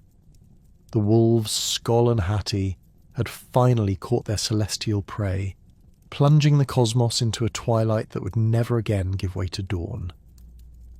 In this perpetual gloom, the final armies gathered for the battle that would determine whether the current cosmic order would survive or be swept away by the forces of primordial chaos. Heimdall stood at his post on the cracking remains of Bifrost, watching as the Rainbow Bridge's crystalline structure groaned under stresses it was never designed to bear. The bridge's once brilliant colours had dimmed to pale reflections of their former glory, its red flames flickering weakly, while the blue ice showed hairline fractures that spread with each passing hour. The green growth that had once flourished along its length had withered and died, leaving behind only brittle stalks that crumbled at the slightest touch. The Watchman's supernatural senses detected the approaching armies long before they became visible to ordinary sight, their footsteps creating vibrations that travelled through the cosmic structure like earthquake tremors. The forces of chaos advanced from multiple directions simultaneously, their coordination demonstrating the careful planning that had preceded this ultimate assault on divine civilization. From Jotunheim came the frost giants in numbers that defied counting, their ice-blue skin gleaming in the dim light as they marched in formations that stretched beyond the horizon. Their weapons consisted of massive clubs carved from glacier ice and spears tipped with metal that had been forged in the depths of frozen mountains. The giant's breath created clouds of vapour that hung in the frigid air like fog banks, while their heavy footsteps left deep impressions in the frozen ground that would remain as permanent scars on the landscape. From the south came Surtur and the sons of Muspel, their fiery forms creating a stark contrast to the frozen wasteland through which they advanced. The fire giant's sword blazed with such intensity that it cast shadows even in the cosmic twilight, its flames reaching upward like a beacon that could be seen from every realm. Behind him marched legions of fire demons, whose very presence melted the ice and snow, creating rivers of steaming water that carved new channels through the transformed landscape. The heat they generated created updrafts that carried ash and sparks high into the atmosphere, where they mixed with the cosmic darkness to create an oppressive canopy that blocked out what little light remained. The dead rose from their graves throughout Midgard, their skeletal forms animated by the same cosmic forces that drove the final battle toward its inevitable conclusion. These undead warriors bore the weapons and armour they had carried in life, though centuries of burial had left their equipment corroded and brittle. Their empty eye sockets glowed with an eerie light that reflected their unnatural animation, while their movements created a rustling sound like autumn leaves blown by winter wind. The army of the dead included warriors from every era of human history, their diverse equipment and fighting styles creating a chaotic mass that advanced with relentless determination despite lacking any unified command structure. Loki's arrival at the head of this apocalyptic host marked the culmination of his long campaign against the cosmic order that had rejected and punished him for his transgressions. The trickster god had undergone a transformation that reflected both his suffering during his imprisonment and his complete embrace of his role as the agent of divine destruction. His once handsome features had been twisted by centuries of agony into a mask of hatred and determination, while his eyes burned with the fires of revenge that had sustained him through his torment. The chains that had bound him to the rock beneath the serpent's dripping venom had left permanent marks on his wrists and ankles, their scars serving as constant reminders of the price he had paid for his defiance.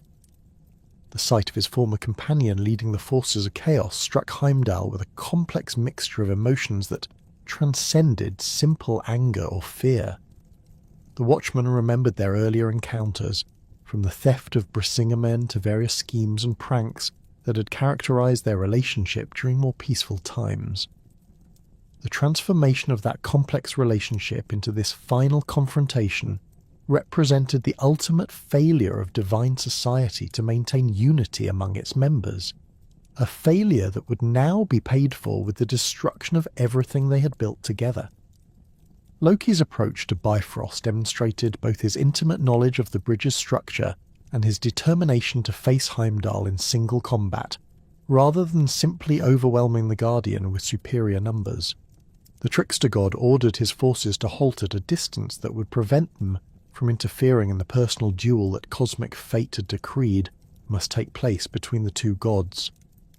His command over such diverse and chaotic forces revealed the leadership abilities that had always lurked beneath his reputation as a mere troublemaker, while his willingness to face Heimdall alone showed that he retained some vestige of the honour code that governed divine behaviour.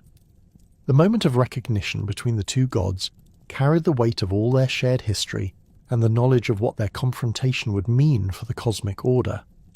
Heimdall's enhanced senses detected the subtle changes in Loki's divine essence that reflected his complete commitment to destruction, while the trickster's keen intelligence recognized the unwavering determination that had sustained the Watchman through countless centuries of vigilant service. Neither god spoke, as words had become irrelevant in the face of the cosmic necessity that drove them toward their mutual destruction. The initial clash between Heimdall and Loki demonstrated the fundamental differences in their approaches to combat, differences that reflected their contrasting roles in the cosmic order. Heimdall fought with the methodical precision of a guardian who had spent millennia preparing for this moment, his movements economical and purposeful as he sought to end the confrontation as quickly as possible. His sword, Hofund, moved in patterns that had been perfected through countless hours of practice, its crystallized starlight blade leaving trails of light that cut through the cosmic gloom like silver threads. Loki's fighting style embodied the chaos and unpredictability that had always characterized his nature, his attacks coming from unexpected angles and employing techniques that defied conventional combat wisdom. The trickster god wielded weapons that shifted and changed even as he fought, sometimes appearing as a sword that matched Hofund's reach, sometimes transforming into a spear that could strike from greater distance, and occasionally becoming a whip that could entangle his opponent's weapon or limbs.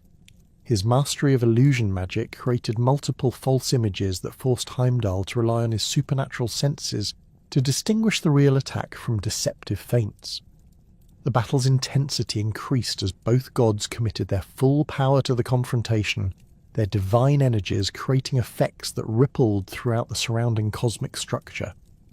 Heimdall's connection to the primordial ocean manifested as waves of force that crashed against Loki with the power of tsunami, while his enhanced senses allowed him to anticipate and counter many of the trickster's deceptive maneuvers.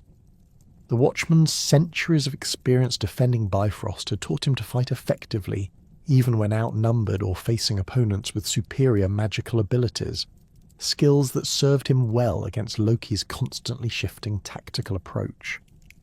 Loki's mastery of transformation magic reached new heights as the battle progressed, his desperate need for victory driving him to employ abilities he had never before revealed. The trickster god's body became fluid, shifting between solid and gaseous states to avoid Heimdall's attacks while maintaining the ability to strike back with devastating force. His limbs extended and contracted like rubber, allowing him to reach around the Watchman's defences or retreat from dangerous counterattacks. His face cycled through different expressions and even different identities, each transformation accompanied by subtle changes in his fighting style that forced Heimdall to continuously adapt his defensive strategies. The cosmic significance of their battle manifested in the way their conflict affected the surrounding environment, as the clash between order and chaos created distortions in reality itself. The remains of Bifrost responded to their divine energies by flickering between different states of existence, sometimes appearing solid enough to support their weight and sometimes becoming translucent to the point where they seemed to be fighting in empty space. The aurora borealis intensified overhead, its colours shifting rapidly between brilliant greens and deep purples, as the magnetic forces generated by their combat interfered with the cosmic energies that normally regulated these atmospheric phenomena. The sound of their weapons clashing echoed across the nine realms with such intensity that it drowned out even the noise of the surrounding armies. Each impact between Hofund and Loki's shifting weapons created thunderclaps that shook the foundations of Yggdrasil itself, while the scraping of blade against blade produced a keening wail that spoke of metal stressed beyond its normal limits. The acoustic effects of their battle served as an unintended signal to combatants throughout the cosmic battlefield, their rhythm providing a percussive soundtrack to the destruction taking place in every realm simultaneously. Heimdall's fighting technique evolved throughout the confrontation as he adapted to Loki's unpredictable tactics, his centuries of training combining with his supernatural awareness to create new approaches to combat that had never been necessary during his previous encounters with more conventional enemies. The Watchman learned to anticipate Loki's transformations by detecting the subtle energy signatures that preceded each change, while his enhanced hearing allowed him to track his opponent's position even when visual illusions made direct observation impossible. His connection to cosmic forces enabled him to draw upon reserves of strength and endurance that sustained him through exchanges that would have exhausted ordinary divine beings. The trickster god's desperation grew as the battle continued without either combatant gaining decisive advantage. His knowledge that this confrontation represented his final opportunity to strike back against the cosmic order that had rejected him, driving him to increasingly reckless tactics. Loki abandoned defensive considerations in favour of all-out offensive assaults that left him vulnerable to counterattack, but maximised his chances of inflicting critical damage on his opponent. His attacks became more vicious and personal, targeting not just Heimdall's body but also his sense of duty and cosmic purpose through taunts and psychological warfare designed to break his concentration. The mutual exhaustion that gradually affected both combatants reflected the enormous energies they were expending in their desperate struggle for victory. Heimdall's supernatural endurance, enhanced by his minimal need for sleep and his connection to oceanic forces, began to show signs of strain as the battle extended far beyond the duration of any previous combat he had experienced. His movements became slightly less precise, while his breathing grew heavier despite his divine constitution. The crystalline perfection of his technique gave way to a more pragmatic approach that prioritized effectiveness over elegance, his attacks becoming more brutal as he recognized the necessity of ending the confrontation before his strength failed completely. Loki's condition deteriorated even more rapidly, as his reliance on transformation magic and illusion required constant expenditure of energy that his divine essence could not sustain indefinitely.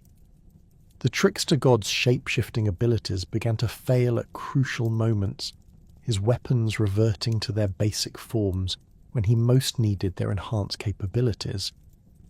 His illusions became less convincing and easier for Heimdall to penetrate, while his physical movements lost some of their fluid grace as fatigue affected his coordination. The scars left by his long imprisonment began to glow with an eerie light that reflected the internal damage his suffering had inflicted on his divine nature. The climactic exchange that would determine the battle's outcome began when both gods simultaneously recognized that their strength was nearly exhausted and that the next few moments would decide their fate. Heimdall gathered his remaining energy for a final assault that would either destroy his opponent or leave him defenseless against Loki's counterattack. The Watchman's technique returned to the fundamental principles that had guided his training, his movements becoming simple and direct as he focused all his remaining power into a single devastating strike that would penetrate any defense the trickster god might attempt. Loki's response demonstrated both his cunning intelligence and his complete commitment to mutual destruction, as he abandoned all defensive measures in favour of a simultaneous attack that would ensure both combatants perished regardless of who struck first. The trickster god's final gambit involved channeling all his remaining divine essence into a single weapon that would pierce Heimdall's defences even as Hofund found its mark. His face showed a mixture of hatred and grim satisfaction as he realised that his death would accomplish his ultimate goal of striking a decisive blow against the cosmic order he had come to despise.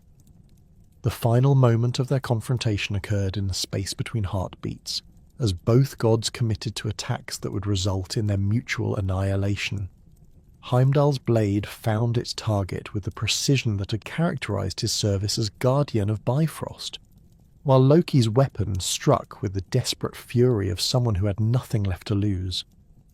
The impact of their simultaneous strikes created a flash of light that illuminated the cosmic battlefield for an instant, revealing the full scope of the destruction taking place throughout the Nine Realms as divine civilization collapsed around the dying gods. The death of both combatants sent shockwaves through the cosmic structure that affected the broader battle raging across all realms. Their mutual destruction fulfilled the prophecies that had foretold this confrontation while demonstrating the ultimate price of the conflicts that had divided divine society. The cosmic balance that their opposition had maintained throughout the ages collapsed with their deaths, removing one of the fundamental tensions that had shaped the development of the Nine Realms since creation's earliest moments. The death of Heimdall in his final confrontation with Loki marked not the end, but rather the transformation of his influence within Norse religious and cultural consciousness.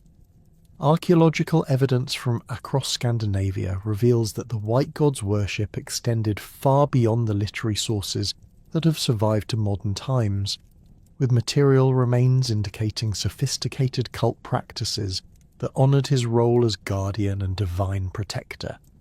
Excavations at sites throughout Denmark, Sweden and Norway have uncovered bronze figurines depicting a tall, white-clad figure holding what appears to be a horn, while runic inscriptions on memorial stones frequently invoke Heimdall's protection for the deceased's journey to the afterlife. The geographic distribution of Heimdall-related place names across the Nordic landscape provides compelling evidence for the widespread nature of his veneration among the Norse peoples. Settlements bearing variations of his name appear with remarkable frequency throughout regions that were central to Viking Age culture, with locations such as Himinbjorg in Denmark and Himmelstrand in Norway reflecting direct linguistic connections to his fortress Himinbjorg. These toponymic patterns suggest that communities actively sought the Watchman's protection by incorporating his identity into their geographical designations, creating a sacred landscape that reinforced his presence in daily life.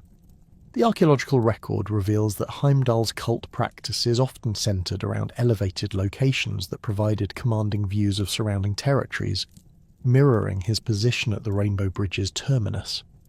Excavations at hilltop sites across Scandinavia have uncovered ritual deposits containing horn fragments, white stones, and metalwork that appears designed to catch and reflect light in ways reminiscent of the Guardian's gleaming appearance.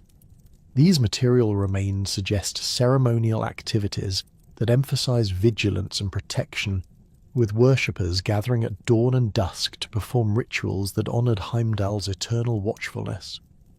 The integration of Heimdall worship with maritime activities becomes apparent through archaeological finds at coastal sites where Viking Age communities engaged in seafaring and trade. Harbour installations and coastal fortifications frequently contain votive deposits that include miniature horns, white pebbles arranged in specific patterns, and iron implements that may have served as symbolic weapons for the divine guardian. The positioning of these deposits suggests that sailors and merchants sought Heimdall's protection for their voyages, recognizing his oceanic heritage through his 9 mothers as making him particularly suited to safeguard maritime endeavours. Regional variations in Heimdall's worship reflect the diverse ways different Norse communities understood and honoured his divine attributes. In western Norway, where dramatic fjords and coastal cliffs dominated the landscape, his cult emphasised his role as a boundary guardian who protected settled areas from the chaotic forces of the wild sea. Archaeological evidence from these regions includes stone circles positioned to frame views of the ocean, their arrangements suggesting ritualized observation of maritime conditions that paralleled the god's own surveillance duties. The discovery of bronze mirrors within these installations indicates practices involving light reflection that may have symbolically connected worshippers with Heimdall's luminous nature. The eastern regions of Sweden and the Baltic Islands developed cult practices that focused more heavily on Heimdall's function as a social organizer and creator of human hierarchy. Archaeological sites in these areas contain evidence of elaborate feasting halls, where community leaders gathered to perform rituals that reinforce social stratification. The material remains include drinking horns decorated with intricate metalwork, ceremonial weapons that appear never to have been used in combat, and jewellery that displays the 3-tiered social system that Heimdall had established through his journey as Rigr. These findings suggest that local elites used religious ceremonies to legitimize their authority by connecting their positions to divine precedent. The transformation of Heimdall's image in later Scandinavian folklore demonstrates the persistence of his influence long after the official conversion to Christianity. Medieval ballads and folk tales from across the Nordic region preserve memories of a white-clad guardian who watched over communities from elevated positions, though his identity often became merged with Christian saints or local protective spirits. The figure of the White Knight, who appears in numerous Scandinavian folk traditions, bears unmistakable resemblances to Heimdall's characteristics, maintaining his association with vigilance, protection, and supernatural awareness while adapting to new religious contexts. The evolution of horn-blowing traditions throughout Scandinavia reveals another pathway through which Heimdall's influence persisted in regional cultures. Archaeological evidence indicates that large horns, often made from auroch horns or carved from wood, played central roles in Norse religious ceremonies and community gatherings. The techniques for producing different types of calls that conveyed specific meanings to listeners mirror the complex communication system associated with Gjallarhorn, suggesting that human communities developed their own versions of the divine warning system.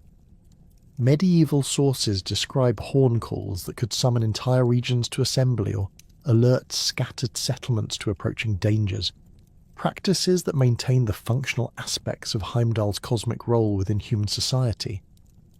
The symbolic representation of vigilance in Norse art and material culture frequently incorporates elements that reference Heimdall's attributes without explicitly naming him. Decorative metalwork from the Viking Age often features eyes that appear to watch the viewer from multiple angles, their positioning and style suggesting supernatural awareness that transcends normal human perception. These artistic motifs appear on weapons, jewelry, and household objects, indicating that the concept of divine watchfulness permeated daily life in ways that extended far beyond formal religious observance. The repetition of these visual themes across different media and geographical regions suggests a shared cultural understanding of vigilance as both a divine attribute and a human responsibility. The theological significance of Heimdall within Norse cosmological thinking emerges most clearly through analysis of his role as a mediator between different levels of reality. His position at Bifrost represented more than simple geographic placement. It embodied the fundamental Norse understanding of the cosmos as a series of interconnected realms that required careful regulation to maintain stability. Archaeological evidence from ritual sites suggests that Norse communities understood their own settlements as microcosmic versions of this cosmic arrangement, with designated individuals serving as guardians who maintained connections between the human community and the supernatural forces that influenced their welfare. The concept of divine protection that Heimdall represented evolved into sophisticated theological frameworks that influenced Norse understanding of the relationship between gods and mortals. Runic inscriptions on memorial stones frequently invoke his protection for the deceased's journey to the afterlife, while legal documents from medieval Scandinavia include oath formulas that call upon his vigilance to detect and punish perjury. These textual sources indicate that his reputation for supernatural awareness made him a natural choice for situations requiring divine oversight of human behaviour, his incorruptible nature ensuring fair judgment regardless of social status or political connections. The integration of Heimdall's protective functions with concepts of social duty created ethical frameworks that influenced Norse attitudes toward responsibility and service. His example of eternal vigilance without complaint or reward provided a model for human behaviour that emphasised duty over personal gratification, service over self-interest, and collective welfare over individual advancement. Archaeological evidence from high-status burials suggests that community leaders were often interred with objects that referenced Heimdall's attributes, indicating their desire to be remembered as guardians who had protected their people's interests with the same dedication the White God had shown in defending Asgard. The persistence of Heimdall-related traditions in regional folklore demonstrates the deep cultural resonance of his symbolic functions within Scandinavian society. Folk tales collected during the 19th and 20th centuries preserve detailed knowledge of ritual practices that had survived centuries of Christian influence, their preservation indicating the continuing relevance of concepts associated with divine vigilance and protection. These oral traditions often describe community guardians, who possess supernatural awareness of approaching threats, their abilities clearly derived from memories of Heimdall's cosmic surveillance capabilities adapted to local circumstances and concerns.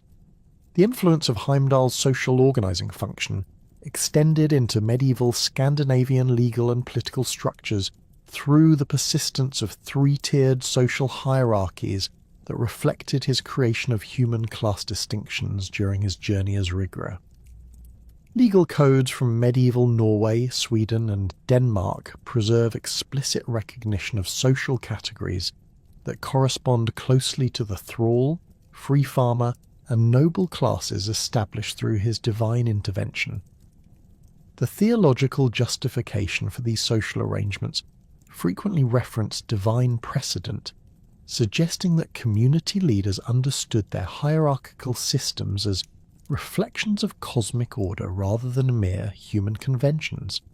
The transformation of Heimdall's image in Christian contexts reveals both the persistence of his symbolic functions and the adaptability of Norse religious concepts to new theological frameworks. Medieval church art from Scandinavia occasionally incorporates figures that bear striking resemblances to traditional depictions of the White God, though their identification becomes merged with Christian saints or angels.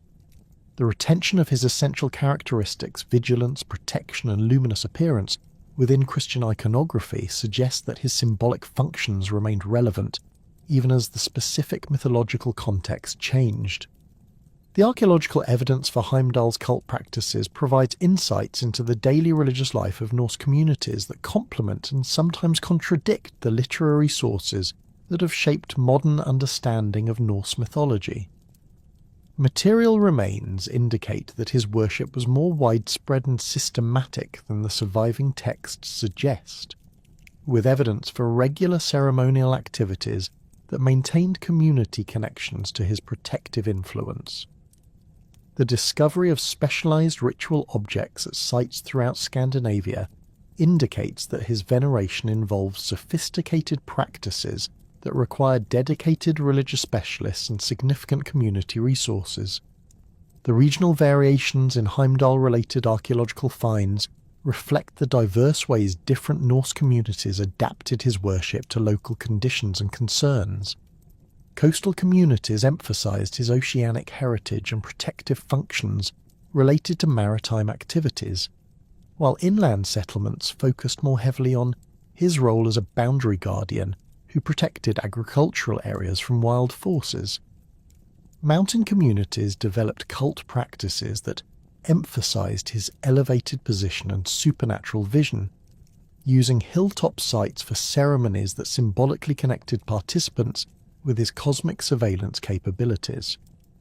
The integration of Heimdall's attributes into Norse concepts of ideal leadership created lasting influences on Scandinavian political culture that extended well beyond the Viking Age. Medieval sources describe rulers who cultivated reputations for supernatural awareness of their subjects' needs and threats to their realms, their claims to special knowledge clearly modelled on the divine guardian's omniscient surveillance. The persistence of these leadership ideals in later Scandinavian political traditions suggests that Heimdall's example continued to shape expectations about royal and aristocratic behaviour long after the conversion to Christianity.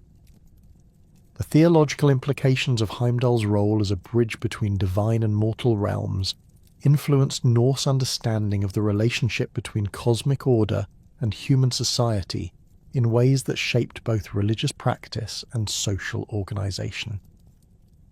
His position at Bifrost represented the principle that divine and human worlds required careful mediation to maintain stability, a concept that found expression in the specialized roles of priest law speakers and other community leaders who served as intermediaries between different levels of reality. Archaeological evidence suggests that these human guardians often adopted symbols and practices that referenced Heimdall's attributes, creating institutional continuities that preserved his influence within changing social contexts. The The cosmological significance of Heimdall's eternal vigilance provided Norse communities with a theological framework for understanding their place within a universe that required constant attention to maintain order against chaotic forces. His example demonstrated that divine protection required active engagement rather than passive faith, encouraging human communities to develop their own systems of watchfulness and mutual defence. The archaeological record reveals extensive evidence for community defence systems that mirror the cosmic arrangements Heimdall maintained at Bifrost, suggesting that Norse settlements understood themselves as participating in the same fundamental struggle between order and chaos that defined divine existence. The legacy of the White God within Norse tradition ultimately transcends the specific mythological narratives that have preserved his memory, encompassing broader cultural values and social practices that continued to influence Scandinavian societies long after the Viking Age concluded. His example of unwavering duty, supernatural vigilance, and protective service created lasting models for human behaviour that found expression in everything from legal institutions to folk customs. The archaeological evidence for his widespread veneration indicates that Norse communities understood his cosmic functions as directly relevant to their own survival and prosperity, creating religious practices that maintained active connections between human settlements and divine protection. The enduring influence of Heimdall's symbolic functions within Scandinavian culture demonstrates the deep resonance between Norse mythological concepts and fundamental human concerns about security, social order, and the relationship between individual duty and collective welfare. His transformation from cosmic guardian to cultural archetype reflects the capacity of mythological figures to transcend their original contexts while preserving essential symbolic meanings that continue to address universal human needs. The White God's legacy within Norse tradition thus represents not merely the preservation of ancient religious beliefs, but the ongoing vitality of symbolic systems that connect human communities to transcendent sources of meaning and protection.